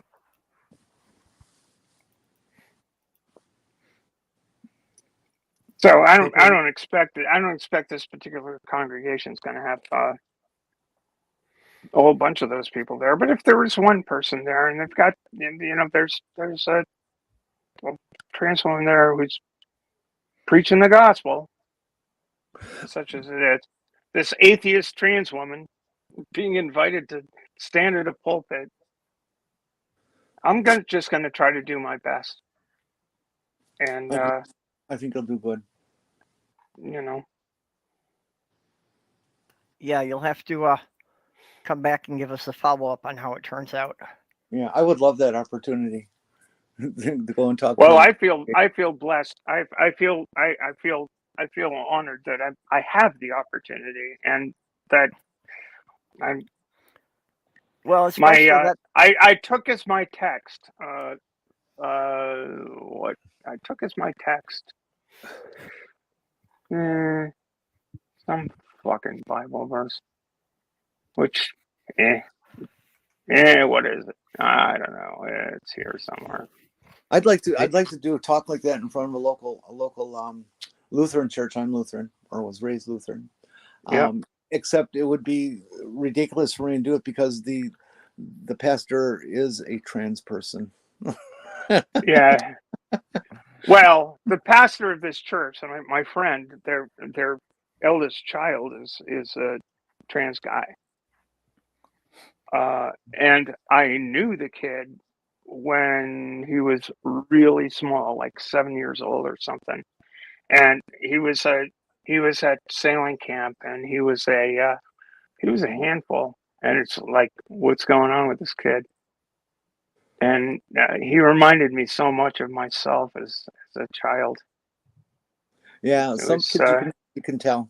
You can tell. I'm convinced that one of my nieces, grandnieces, is gay, and she'll grow up to be a lovely lesbian someday. I know her parents won't care, because they're that kind of people. But I strongly suspect her. Which will be my good. oldest daughter declared she was a lesbian when she was 15. She turned 40 this year, and she's still with the same partner she was with at 15. Wow, that's really great. Okay, I gotta ask a question here. I'm dying to ask a question. Okay, I'm queer. I'm definitely pansexual. All right, but literally, I was straight up until I was 50, and I realized I literally, like, all at once just realized it's like I don't care, and from that point on, I was pansexual, but I was literally straight before that. I had my queer friends and stuff like, oh yeah, you could definitely, and I was like, okay, whatever, I've always been femme, but I was literally straight until that moment when I realized, why the hell do I give a shit? I don't. And then I was queer. So I never have heard anyone express that before. What the hell's going on in my brain here? Because the reason I'm asking this is because a lot of people are like, well, I kind of knew, and then I came out of whatever. No, I never had that experience. It was just all at once, just like when I discovered I was autistic. It was just, okay, this is who I am. Did you ever care? No, I didn't really care about who did what with anybody. It was just, I like boobies, and I noticed that men were attractive, but I wasn't necessarily attracted to them as far as I would be. Like, I have I guess you would call it a straight relationship with my wife, Hmm. I guess, but we don't have. We're both pan. We don't give a crap. Well, it You sounds know? like you're always pan then. Yeah, but it never struck me. I guess. I mean, like, I guess for a intimate relation, or I don't know what you call it, a one-to-one relationship, I've always been straight, so to speak. But I don't know. I never had a big transition or anything, and I never worried about it, and I never gave a shit. It was just all of a sudden, oh, okay, a penis isn't going to hurt me, so I'm good with that. Depends on where you put it. And frankly, it didn't hurt me. You know, Yeah, you just never stopped to question it before. I think a lot of it may have been due to my quote Christian indoctrination, that I was just taught it was wrong. But once I realized that it had nothing to do with morality or right or wrong, it was like, okay, so why should I care? And that was it. Yep. Does this make any sense to anyone, or am I sounding like a complete idiot? No, it makes sense. No, you just never really stopped to question it yourself, and just kind of let go all these years. Just something made you suddenly stop and have the conscious thought about it. And the funny thing is I kind of made a video about that just recently. The only video in the last week or so on TikTok that has gotten any attention was about trans people. And the one thing I said is, I've hung out with trans people for a long time. I've always felt comfortable with trans people. And once I discovered I was autistic, it all of a sudden dawned on me. It's because a trans person can't really hide it. You're out there, and trans people are just themselves. What you see is what you get, and there's no hidden agenda or whatever. So, like, when I discovered I was autistic, it was so damn easy to accept myself, because how the hell you couldn't when you hang out with trans people, because they are themselves. And so that's what helped me to love me for who I was. And I got a lot of positive response, but I was like, no, it's just how it is, Well, that's the biggest adjustment I've been having, because I started out identifying as bi when I was a teenager, and pan when I found out what that was. And I've had a bunch of stuff about myself like that, but being trans was the first time that's outwardly visible to other people. Well, that's the whole essence of being trans, though. It's honesty. It's your essence. It's your essence relative to the entire world, to the culture that you live in, and so there is no choice but to come out. If you're going to be a binary person, if you're going to be an NB, well, then you just get to be sloughed off to the back ends of society, according to what cis people think and that sort of thing. But if you're going to be a binary trans person, you have to come out. And you may try to hide it as a stealth person and not let people actually know, but you still are taking out a public front with your new persona. This is one thing I've loved about trans people. Really, I want to finish my thought real quick. Yeah, Steph. go ahead. The thing is with trans people is they are who they are, and they're comfortable with it. So when you hang out with trans people, like, how the hell are you gonna feel uncomfortable with who you are, because they're gonna accept you as who you are, because it's so hard for them to be accepted as who they are. And so they're the most wonderful people that you can honest people that you can hang out with. Sorry, that's my rant. Go ahead, Stephanie. Well, it very much depends. It's like, there's passing privilege that does happen. It's always, it's complicated. It's complicated. It was the expectation that you would have to pass in order to, get approval to transition in the first place back in the day. And but passing privileges like going from one closet into another, albeit with better fitting clothes. And you know, it's easier to not raise these issues. And I wouldn't raise these issues if it weren't for the fact that they get raised with me. If people would leave me the fuck alone, if the government wouldn't start sticking its goddamn nose into my business and telling me where I can take a piss, then I'd be fine.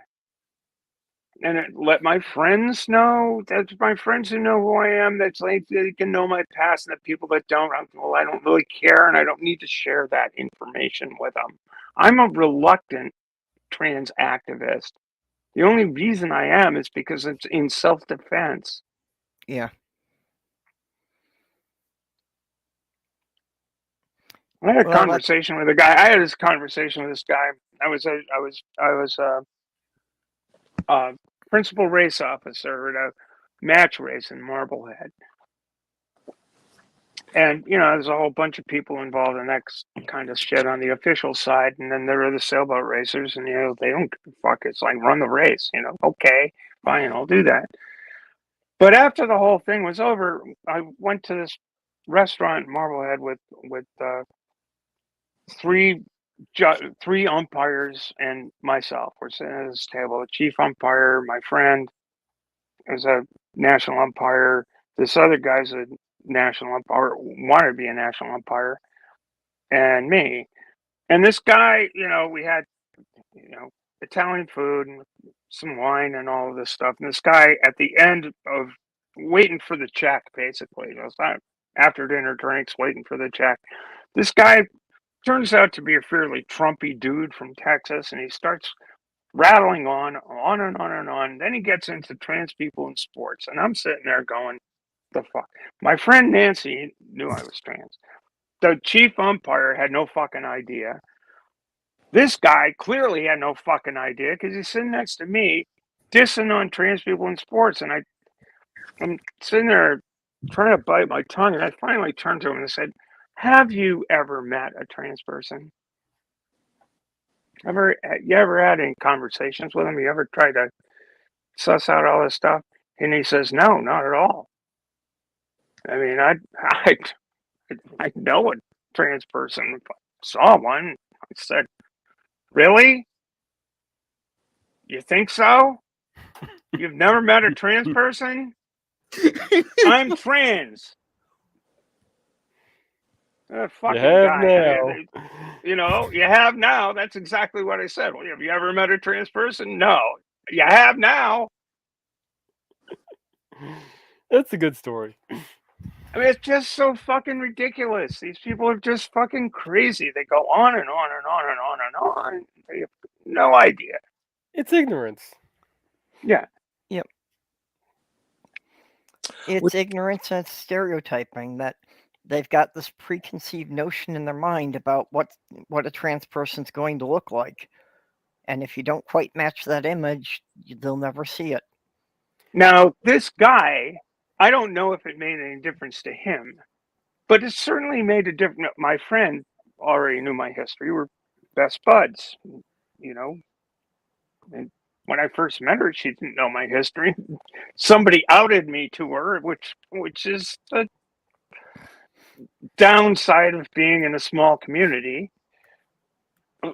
But she said, "I don't care. You're a staff. You're just my friend." This is how most people are. Most people are not idiots. I don't know if this guy walked away saying, oh, gee, I need to reevaluate my position or not. But the chief umpire guy, the other person at the table's going, wow, that was heavy. I had no idea. She's great. Yeah, but So it's you don't know whose minds you change in personal interactions. As the saying from the Orville goes, it's a lot harder to hate from up close. That's a thing. That's a thing. Anyway.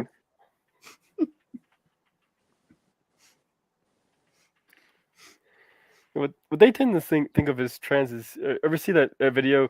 It looks like this person and complaining at this person over the counter saying, "It's ma'am," and the person looks like they actually they kind of look more like a really buff guy with long hair and maybe somewhat feminine clothes.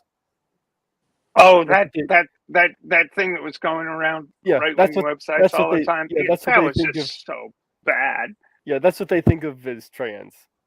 I know. And yeah, they don't think of somebody like me who walks around life looking like Kathy Bates.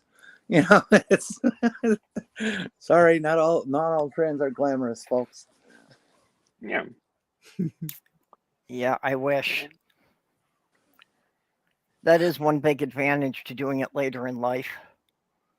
That a woman in her 50s is not scrutinized as much as a woman in her 20s would be.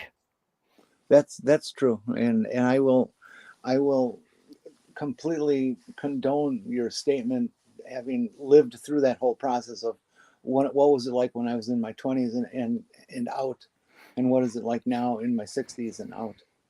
It's very much what you described, very, very much.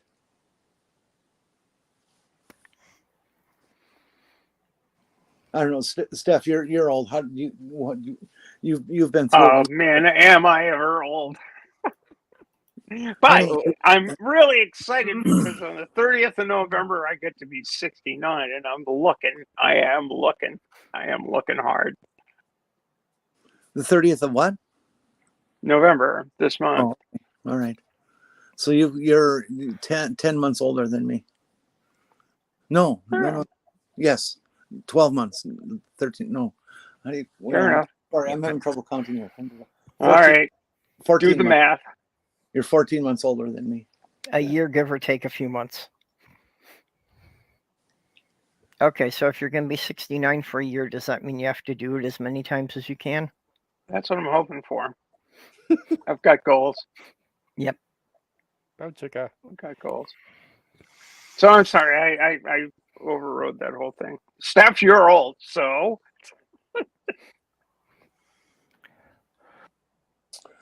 I'm debating whether or not I want to read you guys something.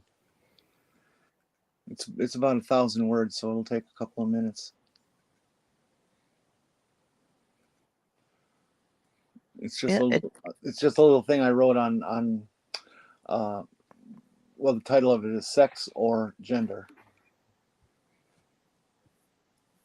Anybody Well, interested? it's up to you. I don't, I've got no objection to you No, using the platform. it's up to the chat and to the people on the panel. Okay, well, I'm tolerate this. Yeah, I'm and do saying it it's if my you want. channel and I've got no objection to it. Okay, and everybody else? Go for it. I'm good. I want to hear. Do it. Do it now. You can do it. That's what I was going for. Okay, I'll go for it. This is, I mean, you've all heard me talk and stammer and lose words and stuff like that. That's because I'm getting old. The side chat's all saying to read it.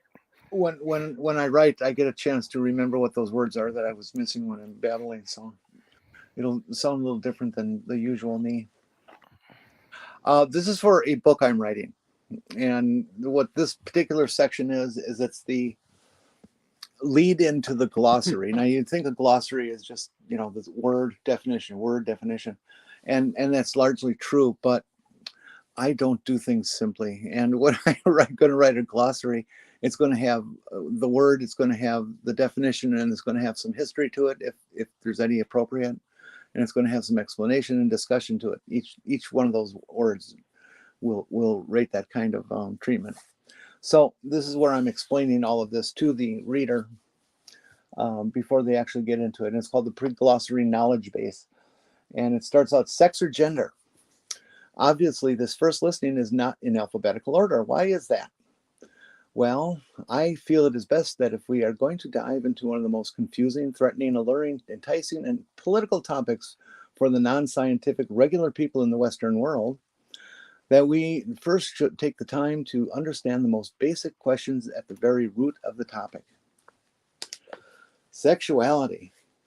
Big letters, nice exclamation point. In a very large portion of Western culture, religion of whatever variety has done more to damage people's ability to tolerate, understand, and talk about sex, probably more than any other topic on the planet. Americans are terrified of sex. They tolerate and are more comfortable talking about things like mass shootings, the mass deaths of children, a rotting planet, better than they can talk about penises, erections, orgasm, breasts, vaginas, clitorises, identity, gender, gay, lesbian, trans, etc. I wanted the cis reader to get it smacked right in their face there. Everybody here is familiar with those words, but it goes on. So goes the Thanksgiving chant. Never talk about politics or sex, religion. Parentheses. Chant, which does nothing but keep families from knowing each other well or possibly healing cavernous divisions. That would be, of course, not counting why so many people willfully choose to be members of the ignorati and believe in and follow every conspiracy that is made up by the lunatic fringe, aka the Trumpian Republican Party. Yes, your observation is correct. I am going to be touching the subject of politics. Politics are just as much a feature of the discussion of sex as is biology, genetics, cultural mythology, and dirty periodicals and websites. That dirty's in quotes. My personal bias should be completely clear that in this third paragraph, I am blue. I'm also a trans woman. It seems to me that being trans practically requires you to become blue, with the exception of a particular trans woman of widespread public image who used to be an athlete but is now a Republican, having married into very big money. Sad. It's like chickens wanting to hang out with Colonel Sanders.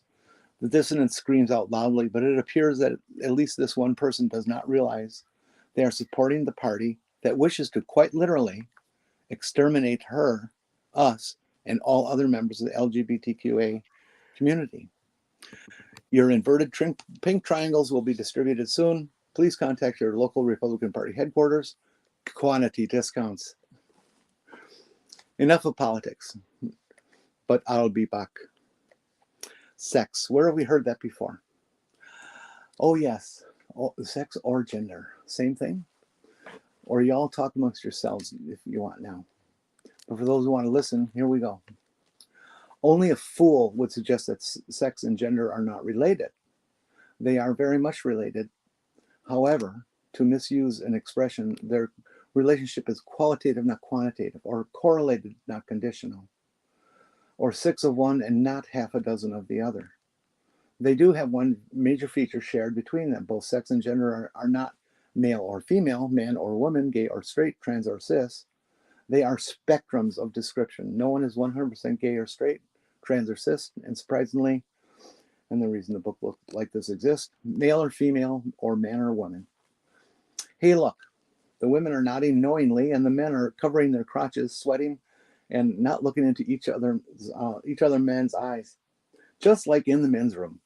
Later at home, alone, the dudes will be psychoflagellating themselves for visualizing a penis. How gay. The simple question of how they are different could easily fill years of university study. We will be attempting to condense that down. My scribbles will be read, corrected, and cleared for accuracy by real-life masters, PhDs, and MD holders. I have been studying this topic on and off for decades. I know stuff. I also know that the more and more I learn, the more it becomes clear that there is much more I don't know and need to learn. The more I learn, the dumber I see I am. There's a considerable amount of information yet to be gained by my lowly brain, but also within human sexuality science. My dear doctors, David Dunning and Justin Kruger, not that kind of doctor, are both PhDs. You can leave the room now. Sex is different than gender. Stop using the words interchangeably today. Sex itself is far more than the elementary biological sciences of male and female, XX versus XY. In humans, there are at least 16 different possible combinations of those genetic markers, yielding far more than just male and female. Our sexuality and gender are both spectrums, not opposing points. And no one, not even alpha males and incels, are 100% one or the other. Sorry to disappoint you, boys. Roughly speaking, or typically, or often, or likely, see, it's already confusing, a human male gametes, sperm, that fertilizes a female's gametes, ova, but not always. This would be a terrible way to define male and female. Both are far more complex and capable of variations. What if you, a male, had a very negative interaction with a hungry Rottweiler and now lacks organs to produce sperm? You can no longer fertilize a female's ova. Are you any less male? And what if your wife is diagnosed with PCOS, polycystic ovary syndrome, and the treatment demands her to undergo a total hysterectomy, causing her and her HRT hormone replacement therapy? Is she now not a woman? The answer to both is of course not. What if you are born and you have and is found to have testosterone insensitivity, or your daughter estrogen insensitivity? What if the daughter has external tissues that seem to be an underdeveloped penis and ovaries, a uterus, and a closed vagina? Is she your son or your daughter? What if the person is assigned male at birth based on the visual of the birthing doctor and had for a few minutes as just before he left the room? But unknown to him, those penis/scrotum appearing organs didn't actually work. But in adolescence, despite you having a vaginal opening that appeared 1 or 2 years old, you've had it surgically closed, your child begins to menstruate. The child expresses feeling like a girl. However, the doctor bound you to raise the infant as a boy because that's what he saw and that's what he pronounced. And for all time, the child will be an M. And you dutifully raised him that way. And is this child your son or your daughter? What if you choose DNA, genetic testing, and the results say the person has both XX and XY chromosomes, depending on which cell you test? Will this person as a heterosexual or homosexual? Will they love, as a heterosexual or homosexual? Or will you take them to your church and have them tortured, brainwashed with an exorcism and cast off the demons? This is known as conversion therapy. Now ask, if there is only male and female, XX and XY, did your 7th and 11th grade biology texts set you up for ignorance by teaching you simply that sexuality is an M or an F? As promised, this is going to be confusing, but it will also be eye-opening and shake you down to your boots. And blah, blah, blah. I haven't finished anything beyond that. Yay. Does it open any eyes? Does anybody not hear that stuff before? Oh, excellent. Oh, yeah. We're both that. Know all that. And you're right. You're right. I mean, you're right. Yeah, it gives a good start for people who aren't familiar with the subject. So just to confuse the hell out of Christians one time, I proffered this question and I never did get a good answer on it. I said, what if my wife got a genetic test, my wife who has had my 2 children, and we found out that she was a he, that she was literally genetically a male? What do I do? Because if I divorce her, that's a sin. But if I stay married to him, then I'm committing the sin of homosexuality. I had one guy that tried to answer it, but oh my God, it was hilarious to watch what happened. Well, and that's what, for the chat, this is what we're battling is the stereotype that people have based on their education and experience and the science in our culture to date, that they have not been exposed to. And what we need to do as people who understand the complexity and the differences and the reality of the situation need to, you don't have to have all the information to be able to give a lecture, but you need to be able to be somebody who stands up there and says, no, it's not that way. It's much more complex than that. And I don't know the details, and you certainly don't know the details We should learn them, all of us, and maybe we'll understand better. One thing that I've been really curious about is let's just take hormones by themselves. At what point in time, where do any scientists say, okay, at this hormone level, this has so much estrogen or this has so much testosterone, and I know there's a lot more involved, but a scientist cannot say just by hormones alone, male or female. There's no line. There's nothing. Well, no, and hormones aren't, Not by you know, itself. And like you were saying, Jen, it is a spectrum, and that's another part of that spectrum. Well, it goes back to it's not whether they can pronounce you male or female based on testosterone or estrogen, because both people have hormones in them. Yes. Yep. And you can have a person with a penis have a lot of natural estrogen in their system. And I've had girlfriends that were able to have children that had a lot of testosterone, probably more testosterone in their systems than I do mine. Yep. So like you were saying, Jen, exactly. It is a huge spectrum, but there's not one part of the puzzle. There's not just one piece. There's all kinds of different factors, and not any one of them can a scientist say is male or female. And ultimately, it's not about science. It's about feelings. It's about respect. It's about empathy. It's about respecting who people are. They are who they are, and nothing is ever going to change that. Really, I mean, nothing's going to change who another person is. And if you lack the empathy to appreciate them as a fellow human being, then you're putting yourself in controversy to your own goddamn beliefs. You know, if you're not, if you lack empathy, it doesn't matter what, you know, if your God commands you to lack empathy, then that's a shitty God. It's a shitty place to be. It's a shitty place to be as a human being. And nobody's perfect. We all do things that are crappy from time to time, and hopefully we have enough self-awareness to acknowledge that. But go ahead. Yeah, I was just going to say that's my basic morality test. Have you ever ordered or committed a genocide? If you said no, you're more moral than the God of the Bible. I don't know if anybody wants to subject themselves to 6 minutes of what I'm going to say on Sunday, but I'm happy to say it. Can you record that for us? I have recorded it. Oh, okay, good. Perp, that's an excellent gotcha, by the way. Yeah, if you've recorded it, maybe you could upload it after you've done it.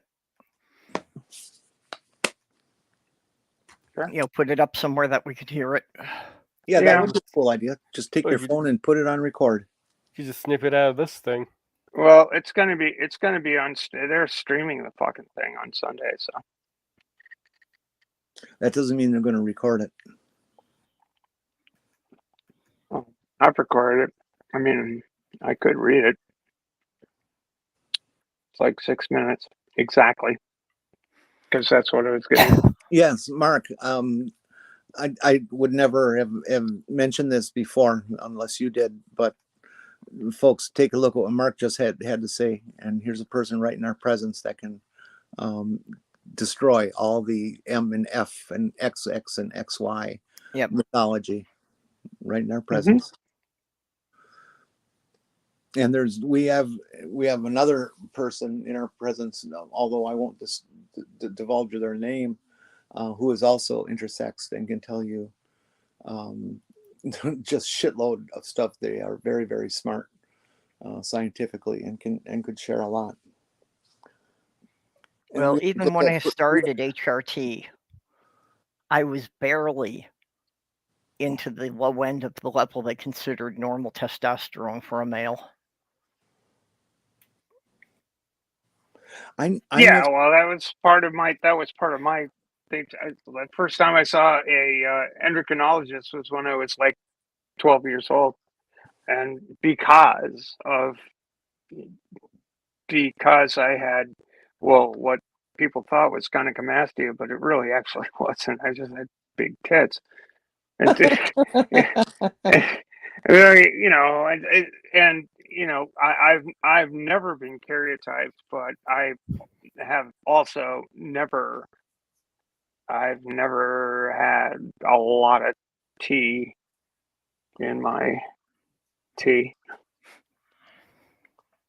I never thought of asking for a reading on what my pre-HRT hormone levels were.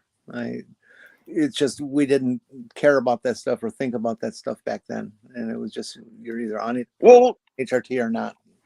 see, here's the thing. When I was 3.5, I told my mom I was a girl, and she worried about it a whole bunch. And the whole drill of my youth was, no, you're not. That's impossible. That you can't be. And I kept saying, no, no, no, you're wrong. And then it became, you know, as the teenage years were approaching, I was getting the shit beat out of me in school the entire time, with guys basically walking up to me and grabbing a hold of my tits and twisting them. It was pretty bad. Yeah. So this is like, I got psychologically distraught over it, and mom was psychologically distraught over it, and I was like, well, my mom was a nurse. It's like, well, there's a scientific explanation for this. Let's go see an endocrinologist. And it's like, so the endocrinologist goes, well, the kid's got, you know, things are a little bit funny, but they'll probably straighten out. And, but we could give him, at the time, which gave me cringe because it's not him, you idiot. Can't you see? We could give him some testosterone to sort of, you know, move things along. But at his age, this might not be the best thing to do. And it's like, you goddamn right it wouldn't be the best thing to do, because I'm already kind of freaking out about all this other crap. God, but you know, this is the thing. The intersection of hormonal shit and psychological shit is something that I don't think cis people really get at all. It's really hard. Well, what you're describing, I refer to as the bias of the boy bias, where the doctor, you know, when you're born, they look at your genitals and they pronounce what you are. Well, there's that too. Yeah, there's a And huge amount of transmisogyny going on. Yeah, and no matter what you complain about from there on, it's always against the background that, oh well, you have an M on your birth certificate, but nobody ever bothered to look inside. You know, it's like having a fruit that looks like an apple but tastes like a grapefruit. You know, you got to look inside. You got to know what's going on before you make these pronouncements of whether or not somebody's ready for this type of treatment or that type of treatment or any of it. And sometimes the looking at inside isn't just about the chemicals, it's about the psyche. And that's what people need to understand, is that much of what we are is not in a crotch between our legs. It's the tissue between our ears. Yeah. This is true. It's just if you've got an external hose you pee out of, they label you male. It's convenient, but and it's like, that's the other thing. The whole bioessentialist stuff is crap. You know, it's just, and you know, I struggled to come around to the notion that, yeah, it's okay. If you're trans, it's good enough. Whatever trans is for you, whoever you are is good enough. And why should I give a fuck what is between your legs? That's got nothing to do with who you are. Well, it kind of does. Depends what you want to suck, you know. That's again. That's you. You just went through. You just read 10 minutes worth of the difference between sexuality and gender. You know, that's okay. People can have genital preferences. That's fine. It's like whatever floats your boat, really. You know. You know, actually, that's to expand on the point. That's one of the contentions I have about our current state of flux that our culture's in sexually, is we've gone from a complete obsession with what's between your legs, what your genitals are, what's your genital preference, and defined it like homosexual, heterosexual, based on nothing but genitals.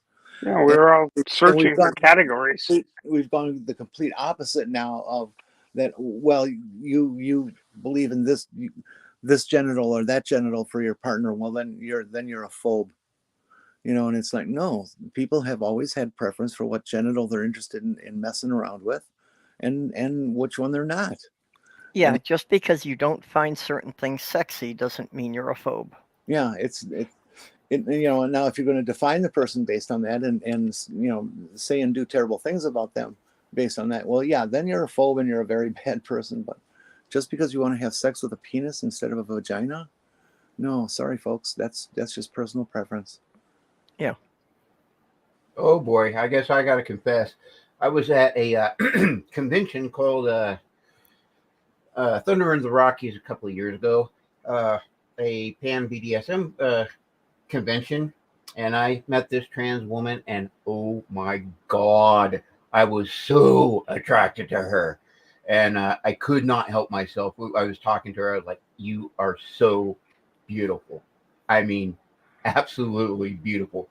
Well, she was all flattered. She gave me a big hug or whatever, and I went over to my wife, and she's like, "Why did she hug you?" And I was like, "Well, I just told her she was beautiful." I was like, I mean, she's beautiful. And to tell you the truth, I would have hit it. I don't care. I would hit. I don't know what that trans person had underneath. I did not care. I just didn't care. Yeah. I mean, this trans person was just so attractive. What did you assume? This is curiosity. I'm not going to judge your statement at all. What did you assume was down there, so to speak? This person was young, so I'm guessing it was male parts. Had beautiful breast, but I don't know. But that's what I guessed. But I didn't care. I did not care. I asked that because there's a general feeling in the community that media and right wingers have basically distorted the conception of who we are, to that every trans person out there has incorrect genitals, that if they're presenting as a woman, they actually have a penis, and if they're presenting as a man, they actually have a vagina. And you know, there's a percentage where that's true, but there's a big percentage where that's not true. And I'm just curious as to what people have as their basic assumption first. It's just curiosity. I wouldn't consider myself normal or a good test subject because I didn't even think in that context. I was just attracted to this person, and so it didn't matter. Well, that's the ideal. Is that I think any trans person wants that they're just looked at, and if someone's attracted to them, they're attracted to them, and they're not asking what's between your legs. That's what we want. And either way, I would have played. I'm sorry. That's all there is to it.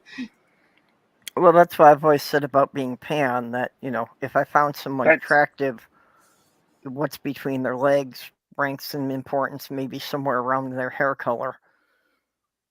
Exactly. You know, it's not something that I'm going to. Yours is definitely go orange. for, definitely pass. Exactly. Yours is orange. Right? Or is it purple? I'm not sure. You know, I'd love to dye mine purple, but my hair is already so brittle. I'm afraid if I try to dye it, I'll just break it all off. Dyeing is Yeah, well, not don't that do that. brutal. It's perms that destroy it. I've got that brittle straw too, and actually coloring my hair improved it.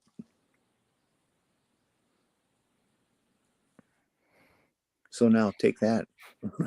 I gave that up ages ago. I'm happy with gray. Or You know, that's white. an interesting statement coming from somebody by the name of Titan Uranus. Yeah, well, Titan Uranus. I mean, it's Uranus is a Titan. You know, it's like it got puked up by, or actually, wait a minute, he got destroyed by the Saturn's children, Kronos' children, right? I'm just teasing Titan. You know that, right? I know. Yeah, I don't remember the mythology that well anymore.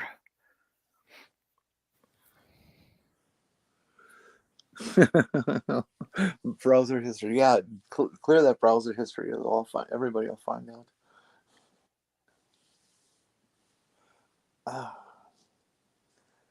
God, I have such a crick in my neck today.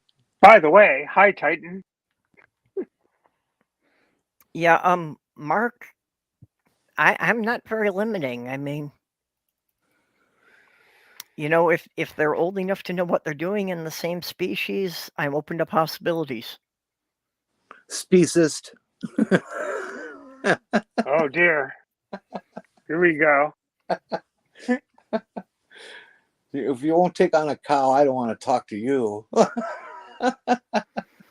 Sorry, Jenny, I was raised in the I always- suburbs, not on the farm. I always tip my cows. That's not a problem. It's like, you see a cow, go ahead and tip them. That's why cows. Okay, when you tip your cows, is 15% enough, or do you think you should give 20? Oh, No, it's got to be 20 because that's what it takes to get them all the way over. yeah, it's terrible when you tip them and they only move to about 45 degrees and then stand there. Right. Yeah. Oh, that'd be That's terrible if they funky. were just That's no leaning on good. 2 legs. Yeah. Yeah.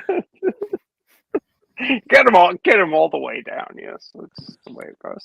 Titan Uranus is my most favorite internet name ever. It's just That is beautiful. It's brilliant. Dixon Cider. I don't know. Well, Titan. Maybe Titan Uranus could actually. I've had this. I've had a curiosity about this for a while.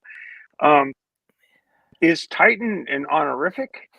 I mean, like you are the Titan Uranus, or so Uranus is kind of you, which is why I prefer to refer to you actually as Uranus.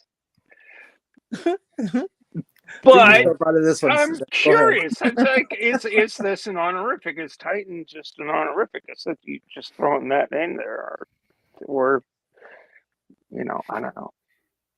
Then you have Jack That's a good Goff. point. Yeah, well, exactly. Jack Mahagoff, you know, I don't know. It's like Jack Mehoff. Yeah. I saw somebody had posted a meme on Twitter that said every time you touch yourself, an angel dies. So I had to retweet it and ask how many I'm a angels mass have you murderer. killed this month. Oh God! Sorry, I missed that. You were being talked frightening. over, Perp. Say that again. I had to retweet it and ask everybody how many angels have you killed this month. All of them. How many more we got to go? The war in heaven, you know. Yeah, I'm sure that I would be causing a population drop in heaven, that people would not be dying as fast as I was knocking them off. Do angels have sex?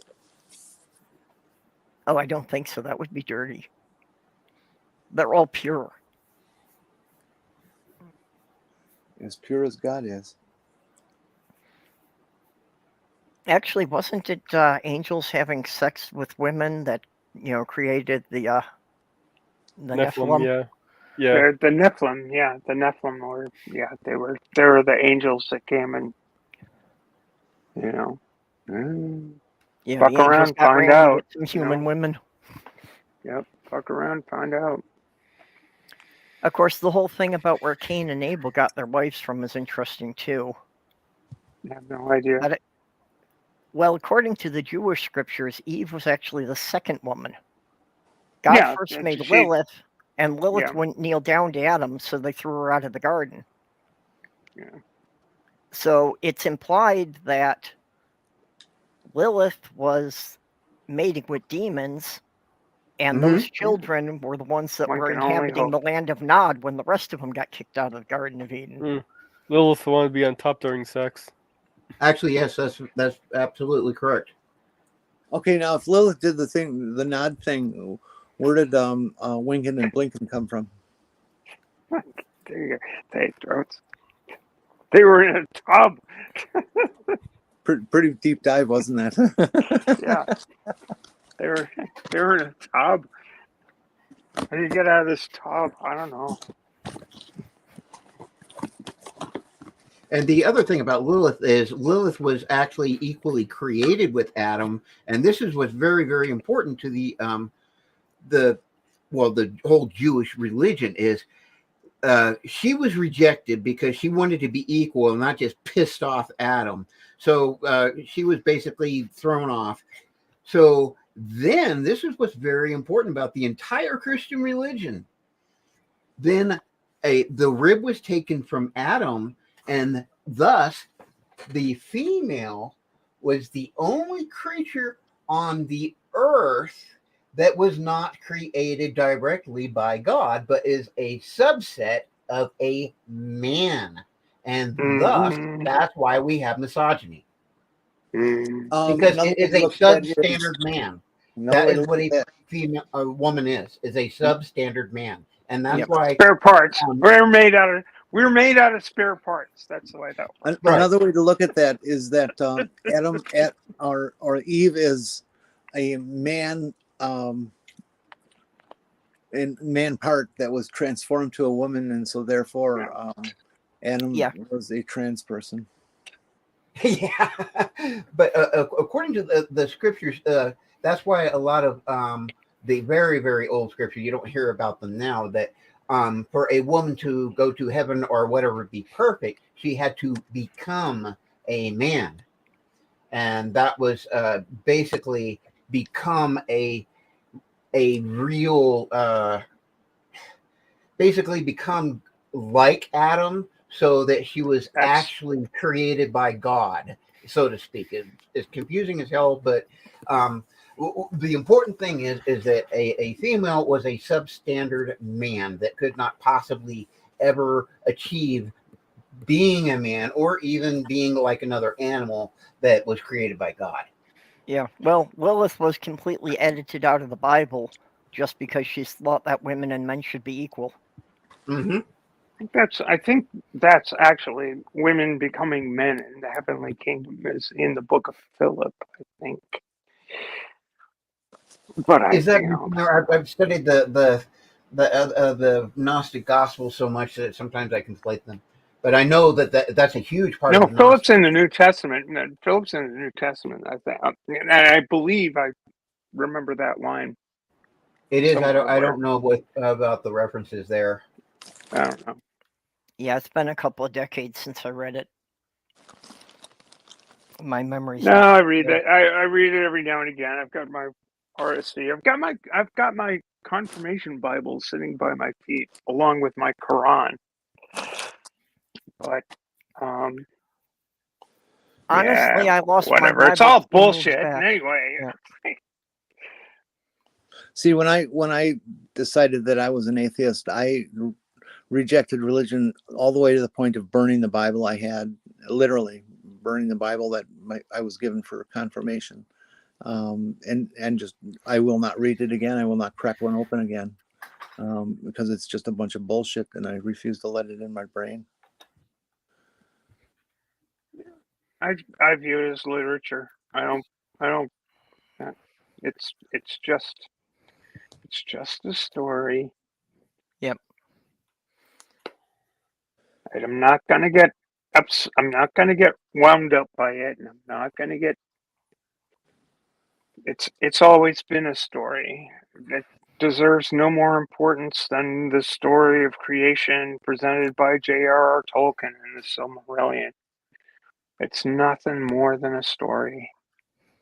And I kind of like the story, the creation story in the Silmarillion. It's really neat. I like the idea of God saying, of the gods saying the universe into existence. I think that's really neat. It's a neat metaphor, but Well, it's just a fucking story. Titan, well, you're behind the times. They're doing pumpkins nowadays. I have 11 Bibles. 11. I had a personalized Bible that my eldest brother gave me when I was 14, which I decided to read, which is why I gave up on the Bible and Christianity when I was 15. But it disappeared about 3 moves ago, and I have no idea whatever happened to it. I had a Christian one I'm time sure. tell me that I needed to read my Bible, so I replied, which one am I 34? That's awesome. I like it. I like that. That's good. I actually do want to get that one I saw online on Amazon that has basically all of the Gospels. Is everything that's been edited out. Yeah, well, a big part of my problem with reading the Bible was I was living in a community that was 85% Jewish. So when I tried to discuss it with people, 4 out of 5 people there had read it in Hebrew. Mm-hmm. They were eager to point out all the translation problems.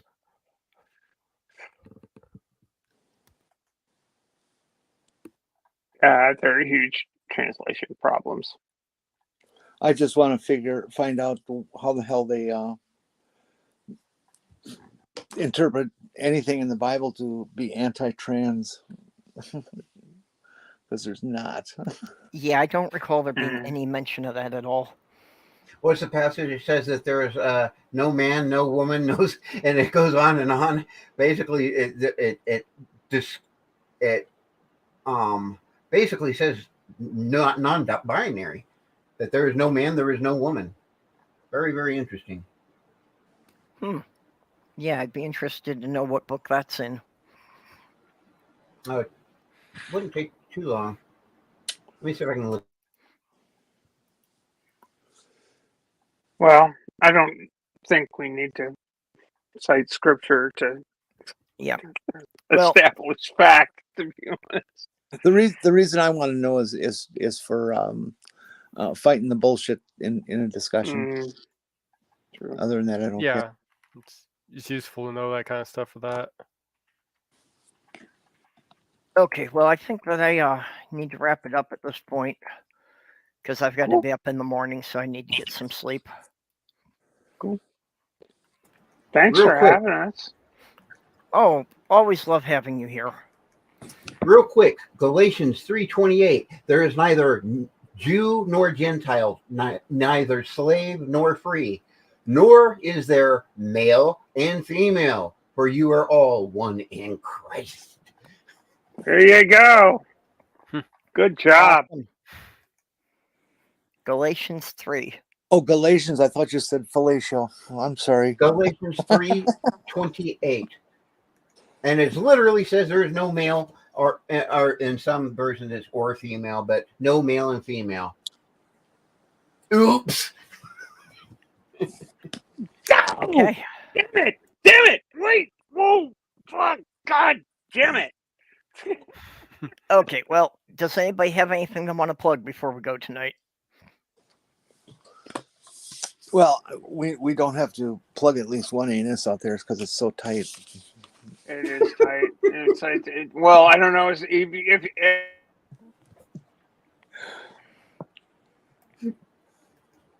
Yeah, well, that was one of the big developments for wine bottles was, trying to figure out how you get the cork into the opening so it doesn't come out again.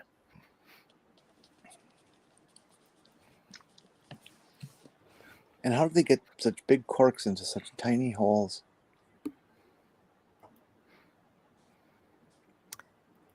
Well, we're going to put a pin in that, and we'll try to address that in a future show. That'll be the next topic.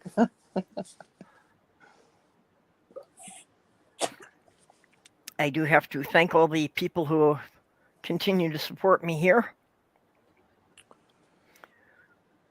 Lavender Lady, Robert X, Kitty the Atheist, Skits Crasher, Greg Hartwick, Dog, and Vonrek, who have been helping me pay the internet bill and having enough that I can have the paid version of StreamYard so that we can keep having good discussions with more people in here. And Skits, you've been really quiet tonight. Skits has been quiet, but Skits keeps sending me gifts.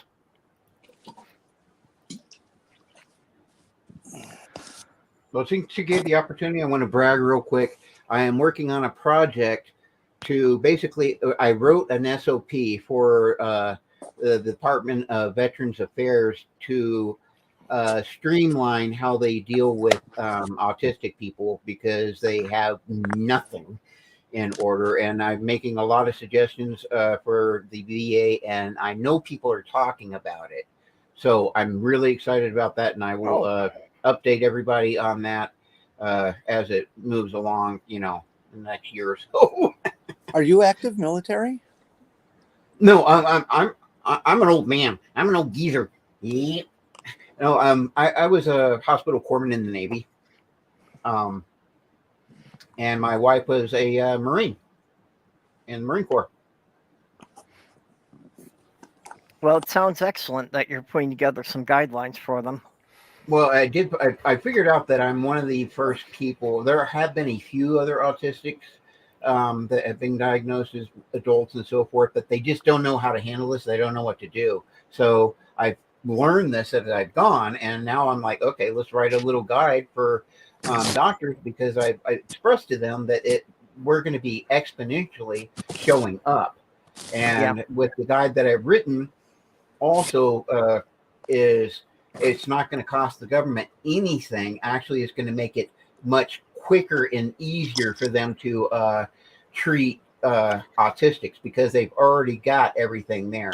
The one thing I'm really pushing for is psychiatrists that are in the system to be able to diagnose, and counselors and so forth. And basically what I'm saying is send out an email, find out who your people are that already have experience, your expert, and put it on a little list and put that in your guide. And as soon as a doctor has an autistic person, they look at the guide. Oh, here's this specialist. Boom, you're done. So it actually streamlines and won't cost anything. Because with the government, you have to sell the fact that it's quick and easy. So I had to write the damn SOP myself.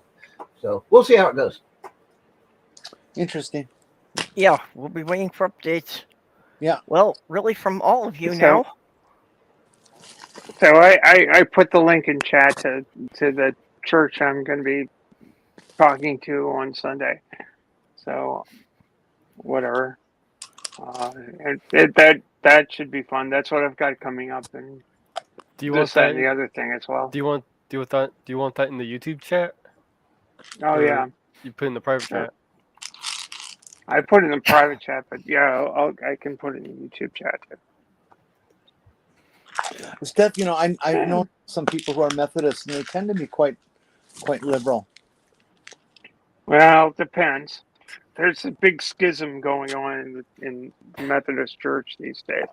Yeah, I the would- United Methodists just got split because of. They're not united so much anymore. Yeah, I was but United I mean, Methodist. there really were a bunch of churches that split off and formed another faction The just divided because they were Methodists. arguing about whether or not to accept gay More marriages. splitters. I So was now a United Methodist, and the cult that I was involved in was extremist. They were as far as you could possibly go as far as extremists and haters. But that was just my cult. I belonged to a United Methodist Church as a teenager because compared to the Catholic Church, they seemed progressive. So they divided. So now there's the United Methodist Church and there's the Dystopian Methodist Church. Yeah, I don't know what the Mhm. other group is calling themselves now, but Oh, there was a Gwyneth whole big, told me. yeah, there was a whole big court thing going on, you know, about how they were going to split the organization's assets and everything. It was like a divorce. Mm-hmm.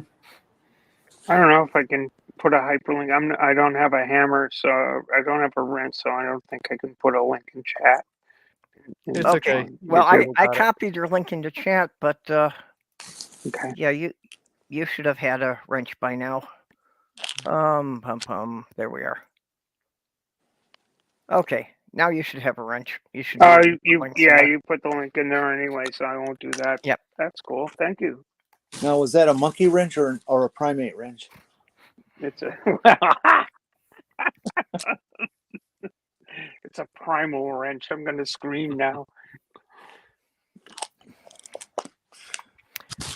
Okay. Well, with that, we will bid you all a good night. Next week I will not have a stream on Wednesday because I will be on my way, probably driving across the I-90 through Ohio to Diana's.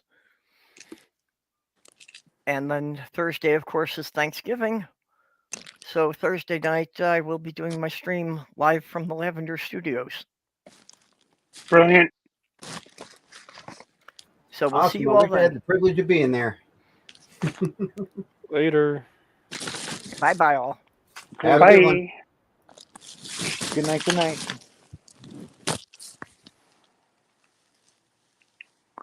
I think she hit the wrong button. Yeah, I can't find it. I gotta hit something here. No, this is going to leave Perp's